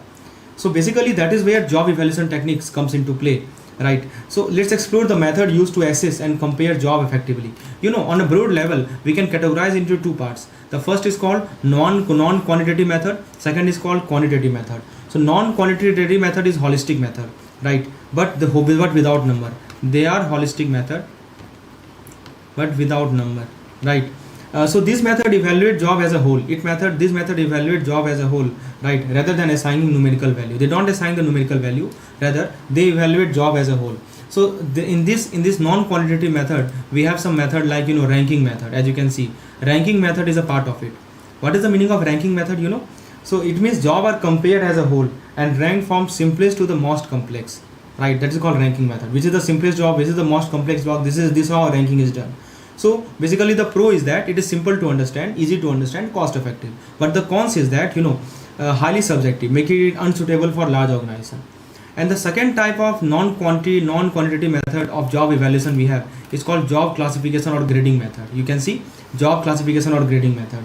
In this case, jobs are classified into predefined grades. As the name itself suggests, jobs are classified into predefined grades based on job description. So the pros is that it is less subjective than in the ranking method was very much subjective, but this is less subjective than ranking, widely accepted in organization. Cons is that job complexity may vary within the same grade, leading to inconsistency. So this is called qualitative method, right? Non-quantitative method, right? And if you look at quantitative method, so this method break down job into component and assign numerical value for a structured comparison. So what this quantitative method do? So this break down job into component. It break down job into different components, right? And assign numerical value for a structured comparison. So first of all, we have the factor comparison method. So it means jobs are analyzed based on key factor and numerical values are assigned to each component. There are some key factor and for each factor numerical value is assigned. This help create a fair and measurable evaluation system. So each job evaluation method has its own strength and limitation. Choosing the right method depends on the organization size, structure, level of precision required. So what do you think is the most effective job evaluation technique? Please let me know in the comment section. Friends, that is all you need to know from this unit number 13, I think. Yes, it was unit number 13. That is employee feedback and reward system based on performance management. Every aspect of this topic which we are going to discuss in the crash course. So let's get started. What performance management all about? In this upcoming flow chart, right, mind map, you will see every aspect related to the performance appraisal system in a single slide. You can see. So imagine running a company where employees put in their best effort, but there is no structured way to recognize or improve their performance. Sound chaotic, right? That is where performance appraisal steps in. First of all, why do we need them, right? So what is the necessity of this performance management? So organization can either create their own appraisal system or modify an existing one. So they can either create their own or modify an existing one.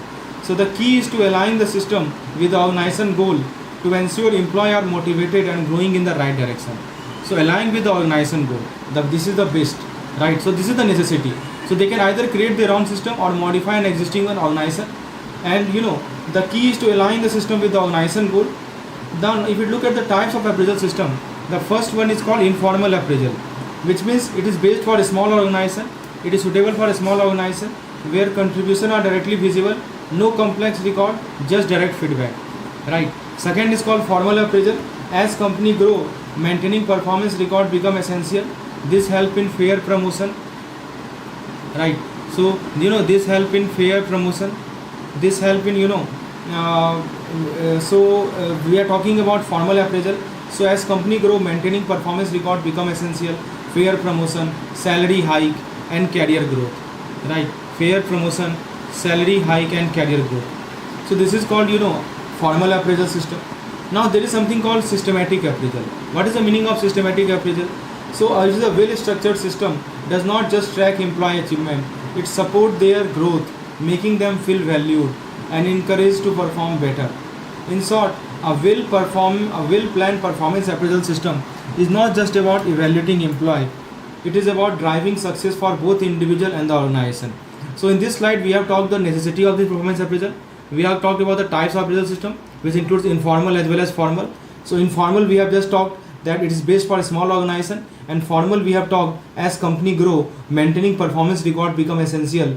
This help in fair promotion, salary hike and career growth. So this is all about this performance appraisal system, necessity, types and systematic appraisal. Systematic appraisal, what it is? So systematic appraisal is a well structured system, does not just track the employee achievement, it support their growth, making them feel valued. That is called systematic appraisal system. Now let's take a comprehensive overview of the performance appraisal in this particular diagram. Every aspect have been covered here. Ever wondered why performance appraisal is such a crucial part of an organization? It is not just about evaluating employee, it's about growth, it's about fairness.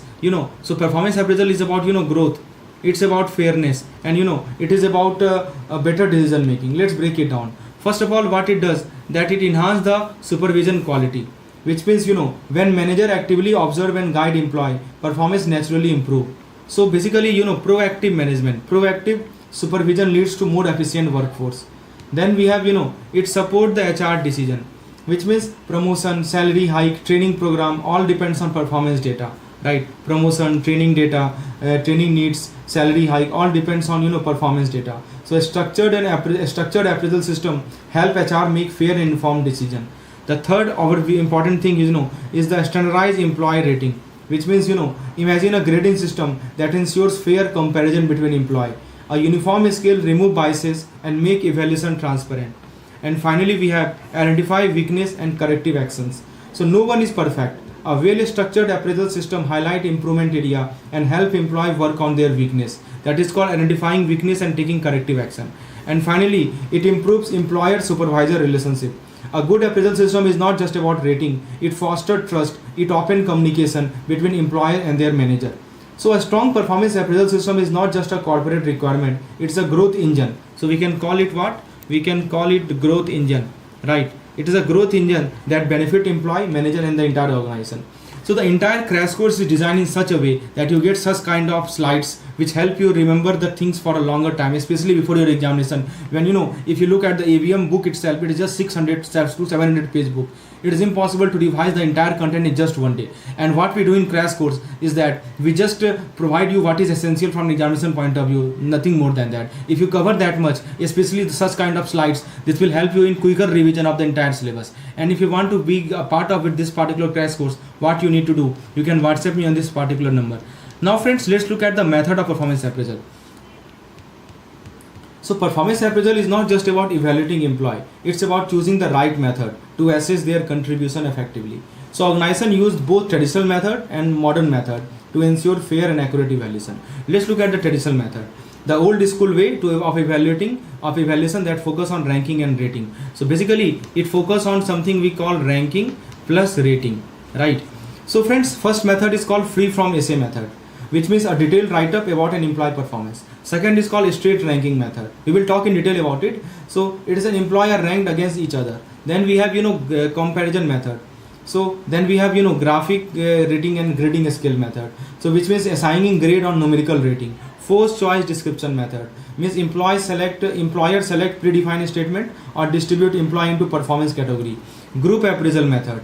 So which means multiple evaluator discuss an employee performance. Now we have some modern method also, We will talk about it. Assessment center workshop, basically employee are tested through real world simulation. MBO, management by outcome, means performance is based on goal achievement. Human asset accounting model, right, which means performance is employee value is assessed as an organization asset. Behavioral anchored rating scale, BARS, so a highly structured and behavior focused evaluation, and 360 degree and 720 degree evaluation, means feedback is collected from peers, subordinate, supervisor, and even client. So which method is the best? It depends on the organization need. Traditional method work for a structured role, while modern method are ideal for dynamic work environment. So in today's world, a hybrid method is a hybrid approach that balance both is the key to fair, accurate, and growth oriented appraisal. Now let's look at traditional method. In a single slide, I will make you understand all the important appraisal. So this is the key of this, this is the beauty of this crash course PDF.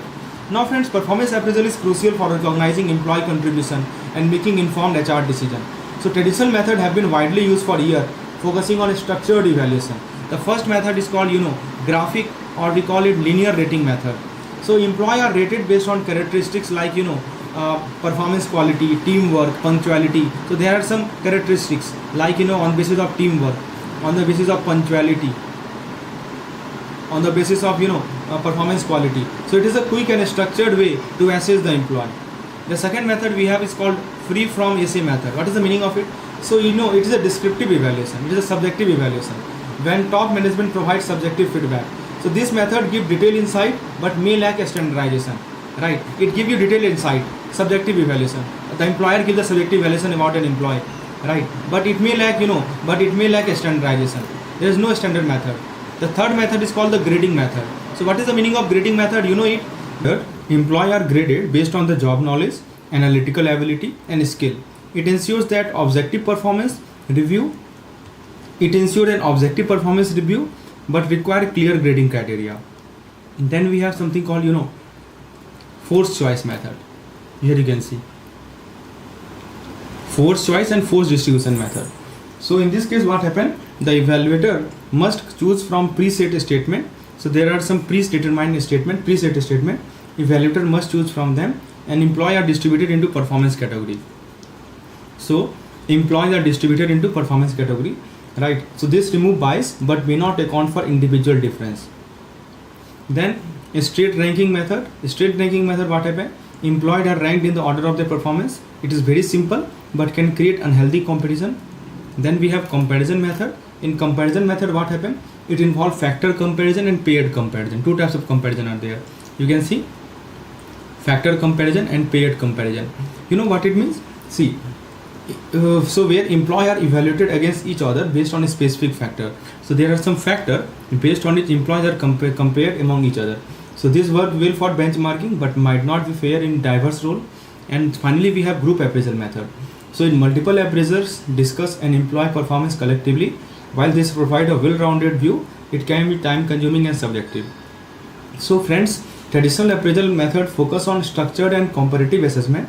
While they help in ranking and categorizing employee, modern workplace often combine them with newer method to ensure fairness and employee growth. So this is the traditional method. Now let's look at the new method, modern method we call it.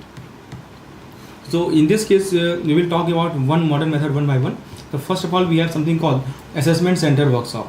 Imagine a performance evaluation that goes beyond just annual review and rating.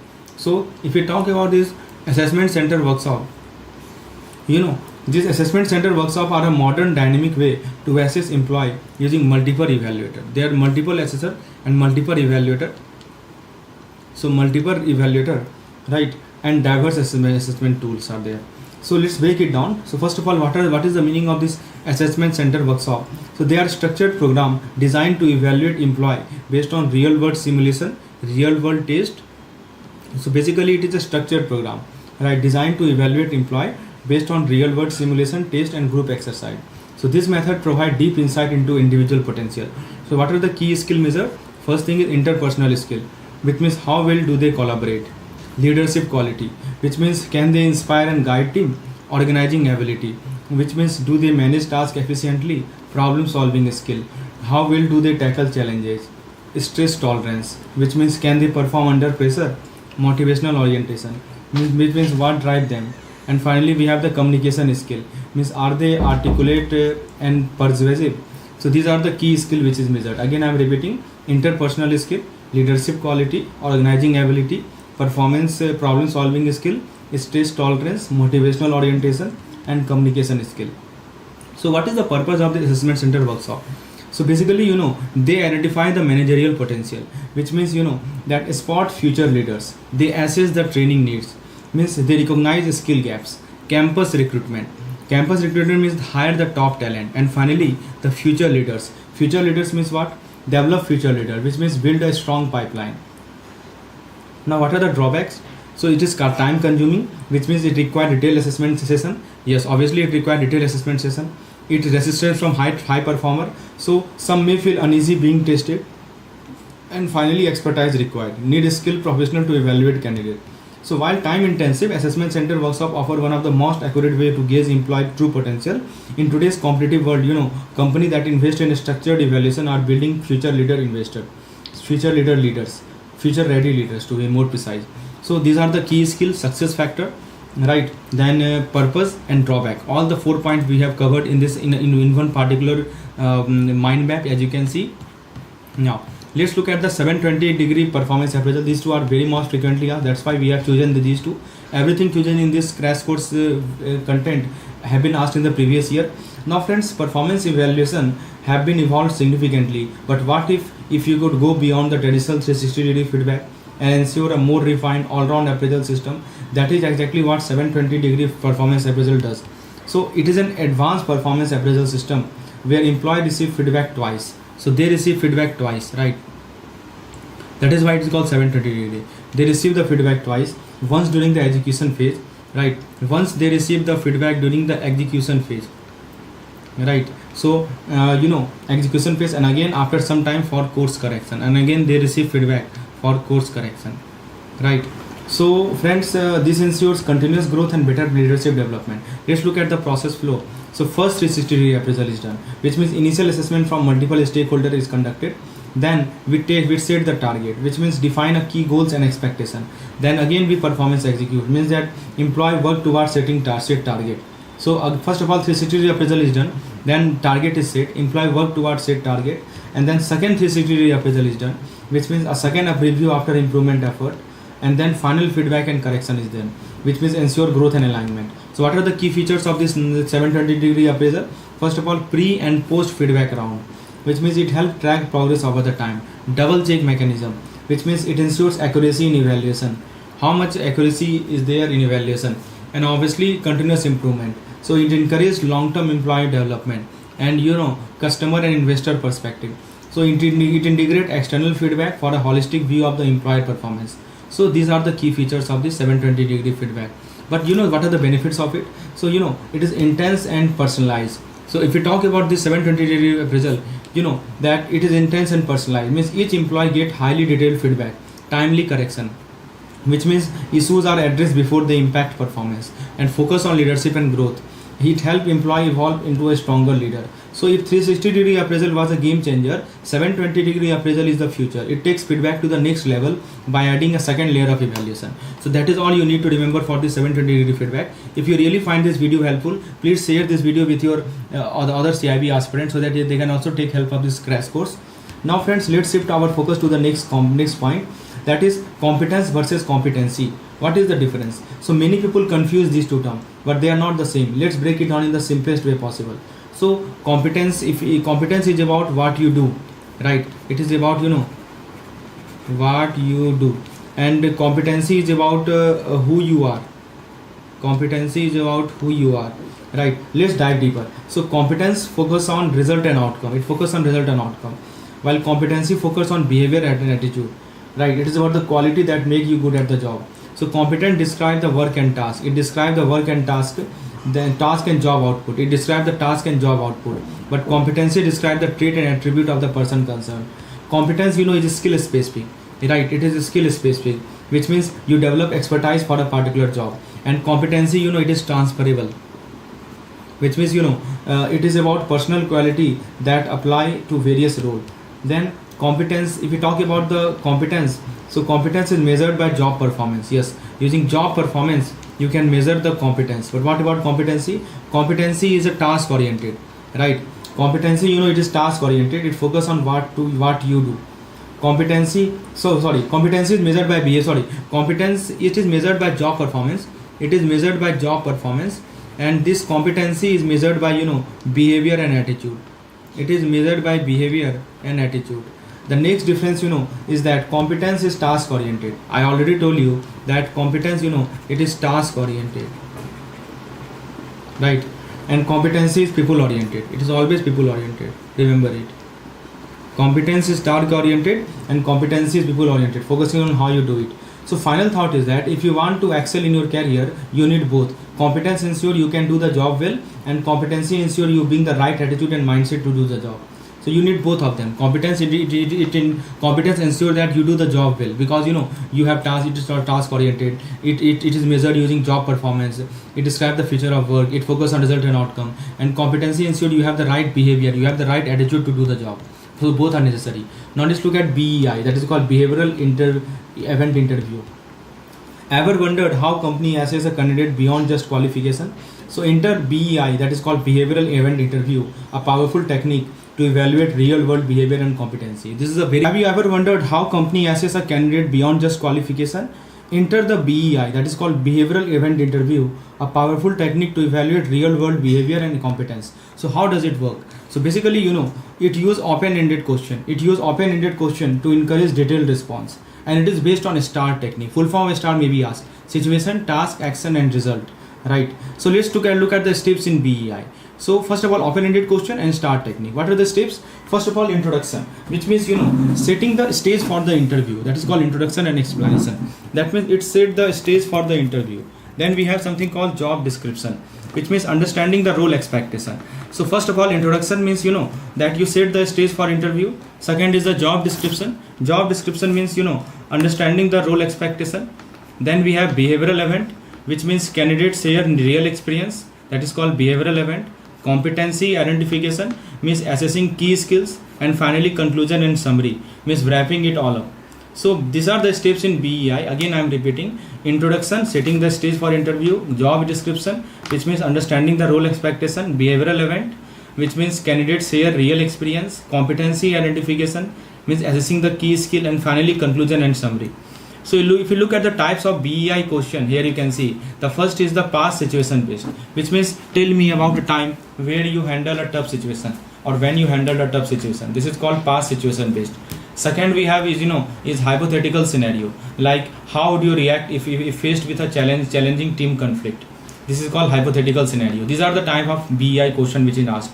Then what is the key purpose of this BEI? It assesses the actual behavior, which means it assesses actual behavior, not just theory, and it is focused on real life incident to evaluate problem solving. And finally, it identifies the critical behavior attribute for job success. So these are the key purpose. If you look at the limitation of BEI, so it is memory bias, which means candidate may not recall exact details. That is called memory bias. And lack of knowledge validation, which means responses rely on self-reporting. So whatever response is given is rely on self-reporting. And interviewer dependency. This is one of the limitation, which means the success of BEI depends on the skill of the interviewer. So BEI is an excellent tool for hiring manager to dig beyond resume and uncover a candidate true potential. But like any method, it requires skill execution to avoid biases and get some reliable insight. Right. So that is its limitation also, and it's so friends, the next point we have, the next thing we have to study is is something called evaluation and structure of assessment center, which is very important. Assessment center. So friends, ever wondered how organizations select the best leader and manager? Have you ever wondered how organizations select the best leader and manager? So enter the world of, it is not just about interview, it's about assessment center. So basically, what is an assessment center? An advanced evaluation method that goes beyond writing, test and interview. Right? It is an advanced it is an advanced evaluation method. Right? It is an advanced evaluation method that goes beyond writing test, written test and interview. Written test and interview is a big part, but it goes beyond that. Right? So what are the key process element of this assessment center? First is the multiple assessment technique, which means role play, case studies, group discussion and more. Multiple assessors are there, means it ensures fair and well-rounded evaluation. Then pooling of information, which means insight from various exercises are combined for accuracy. time of observation, which means candidates are assessed over an extended period, and finally design of exercise, which means custom made activity to evaluate real world skill. So they are custom made activity to evaluate some real world skill, right? So these are the key process element. Again, I am repeating. Again, first thing is multiple assessment technique. Basically, assessment center is an advanced evaluation method that goes beyond just written test and interview. It assesses competency, skill, and managerial potential using multiple technique. So there are some key process element like multiple assessment technique, like role play, a case study, group discussion. Some multiple assessors are there, ensuring fair and well-rounded evaluation, pooling of information. Insight from various exercise are combined for accuracy, time of observation, which candidates are assessed over an extended period, design of exercise, so custom made activity to evaluate real world skill, that is called the design of exercise. If you look at the origin and evaluation of this assessment center, so initially developed during World War II by the OSS for military application, right? For military application it was originally developed by OSS, and it is used by the British War Office. And corporate adoption, it first started with AT&T in 1958, making it a research-backed hiring model. Now, if you look at the modern application of this assessment center, so it is widely used in public sector hiring for government job, private sector hiring. It is adopted for leadership and talent management, and it is essential in competency assessment. So, company today need leader who can think critically, solve problem, and lead team efficiently. So, this assessment center, it help find those individuals through real world testing rather than theoretical evaluation. So I hope that makes sense to you. This is called assessment center. Now friends, let's look forward and let's look at the performance appraisal. So basically performance appraisal is like mirror. So what are the merit, what are the demerit? So they are like mirror. They reflect an employee's strength, weakness, growth potential, but are they always effective? So first let's look at the merit of this performance appraisal. Right, the first merit is that it enhances the performance culture, which means it encourages a mindset of improvement and excellence. Constructive feedback, it helps employee identify area of growth and excel in their growth. Then it boosts motivation, which means recognize good performance, keep employee engaged and driven. But here is the catch. So the demerit, sometimes appraisal can be flawed due to unconscious biases. So there is something called halo effect. So these are the merit, the three merit we have just talked now: enhance performance culture, constructive feedback, boost motivation. And if you look at the demerit, right? So demerit, you can see halo effect.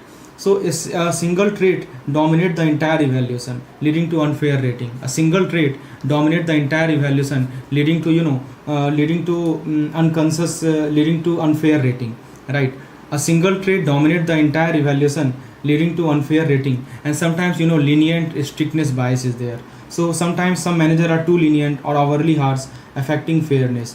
And there is something called central tendency bias. So it's rating all employees average, ignoring the real performance gap. This is another bias. And similarly we have similarity error, which means favoring employee who resemble the appraiser in background or behavior. So if we talk about the demerit, 4 demerit we have just talked now. First is the halo effect. Question is asked. Halo effect means single trait dominate the entire evaluation, leading to unfair rating. Lenience and strictness bias, which means some managers are too lenient or overly harsh. Central tendency bias is there, right? Rating all employees as average. Similarity error is there, means favoring employee who resemble the appraiser in background or behavior. So these are the kind of demerit that performance appraisal goes through. And if we talk about how to make it effective, so there are some methods. Objective and unbiased means that ensure fair assessment based on measurable result. Focus on skill development, which means use feedback to nurture talent and potential and make it fair and transparent. So a well-structured offense system build trust and credibility. So what is your take? Have you ever experienced an appraisal that feel unfair and highly motivating? Please let me know in the comment. Now we have MBO, very important. So friends, in today's dynamic corporate world, setting clear, achievable goals is the secret to success. But how do organizations ensure everyone is moving in the same direction? So MBO you can think of as the roadmap to the success, right? So basically what we do in MBO, we set the organization goal, which means define clear objective that align with company vision. There is something called joint goal setting, which means employee and manager work together to set meaningful target. Performance review meeting, regular checks in to track progress and ensure alignment. And then we have feedback and course correction, which means adjust strategy when needed to stay on track. What are the advantages of this MBO? The first advantage is that MBO is not just about setting goal, it's about empowering employee. It encourages participation, which means employee take ownership of their goal.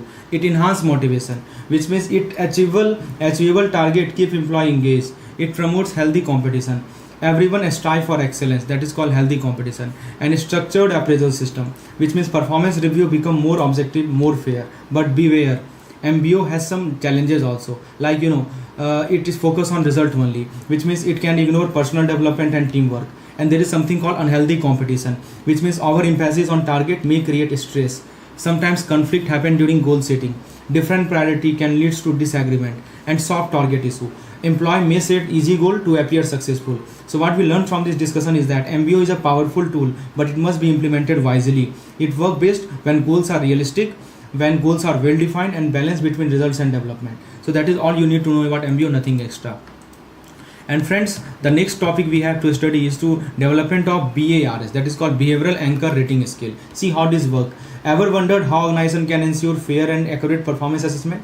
So traditional rating system often rely on some vague criteria, right? So they often rely on some vague criteria. We are talking about traditional rating. But BARS changed the game by focusing on real behavior tied to the job performance. So the question is, how is this BARS developed? So step 1, you identify the key job behavior. We start by recognizing effective and ineffective action in the job role. What are the effective action? What are the ineffective action in a job role?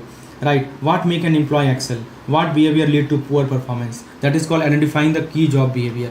Then we define performance dimension, which means job behavior are then converted into measurable category. So whatever job behavior you have identified, right, and that job behavior is converted into measurable category.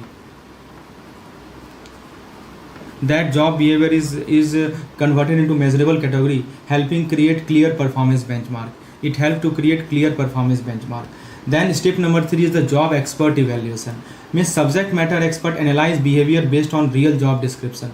So again, I am telling you the step. First of all, we start by recognizing effective and ineffective action. Which action is effective, which action is ineffective in a job role. What make an employee excel, what behavior lead to poor performance. So that is called effective and ineffective action.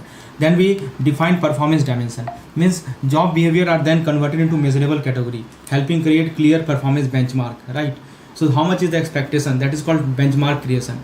The third step is job expert evaluation, which means subject matter expert analyze behavior based on real job description and critical work incident, right? This ensures practical job relevant evaluation. Then we have behavioral rating, which means expert rate behavior based on effectiveness. They rate the behavior of an employee based on effectiveness and performance dimension, ensuring that each performance level is well defined and fair. And finally, they create behavioral anchor. So expert, a subset of incident is selected as performance benchmark. This is called critical incident, right? So a subset of incident is selected as a performance benchmark. Employees are now rated based on observable action, not just subjective opinion. So this, because this BARS eliminate bias by focusing on real behavior, not vague trait. So that is one of the key feature of this BARS. It provides clear performance expectation. It ensures fairness and consistency, and that is why you all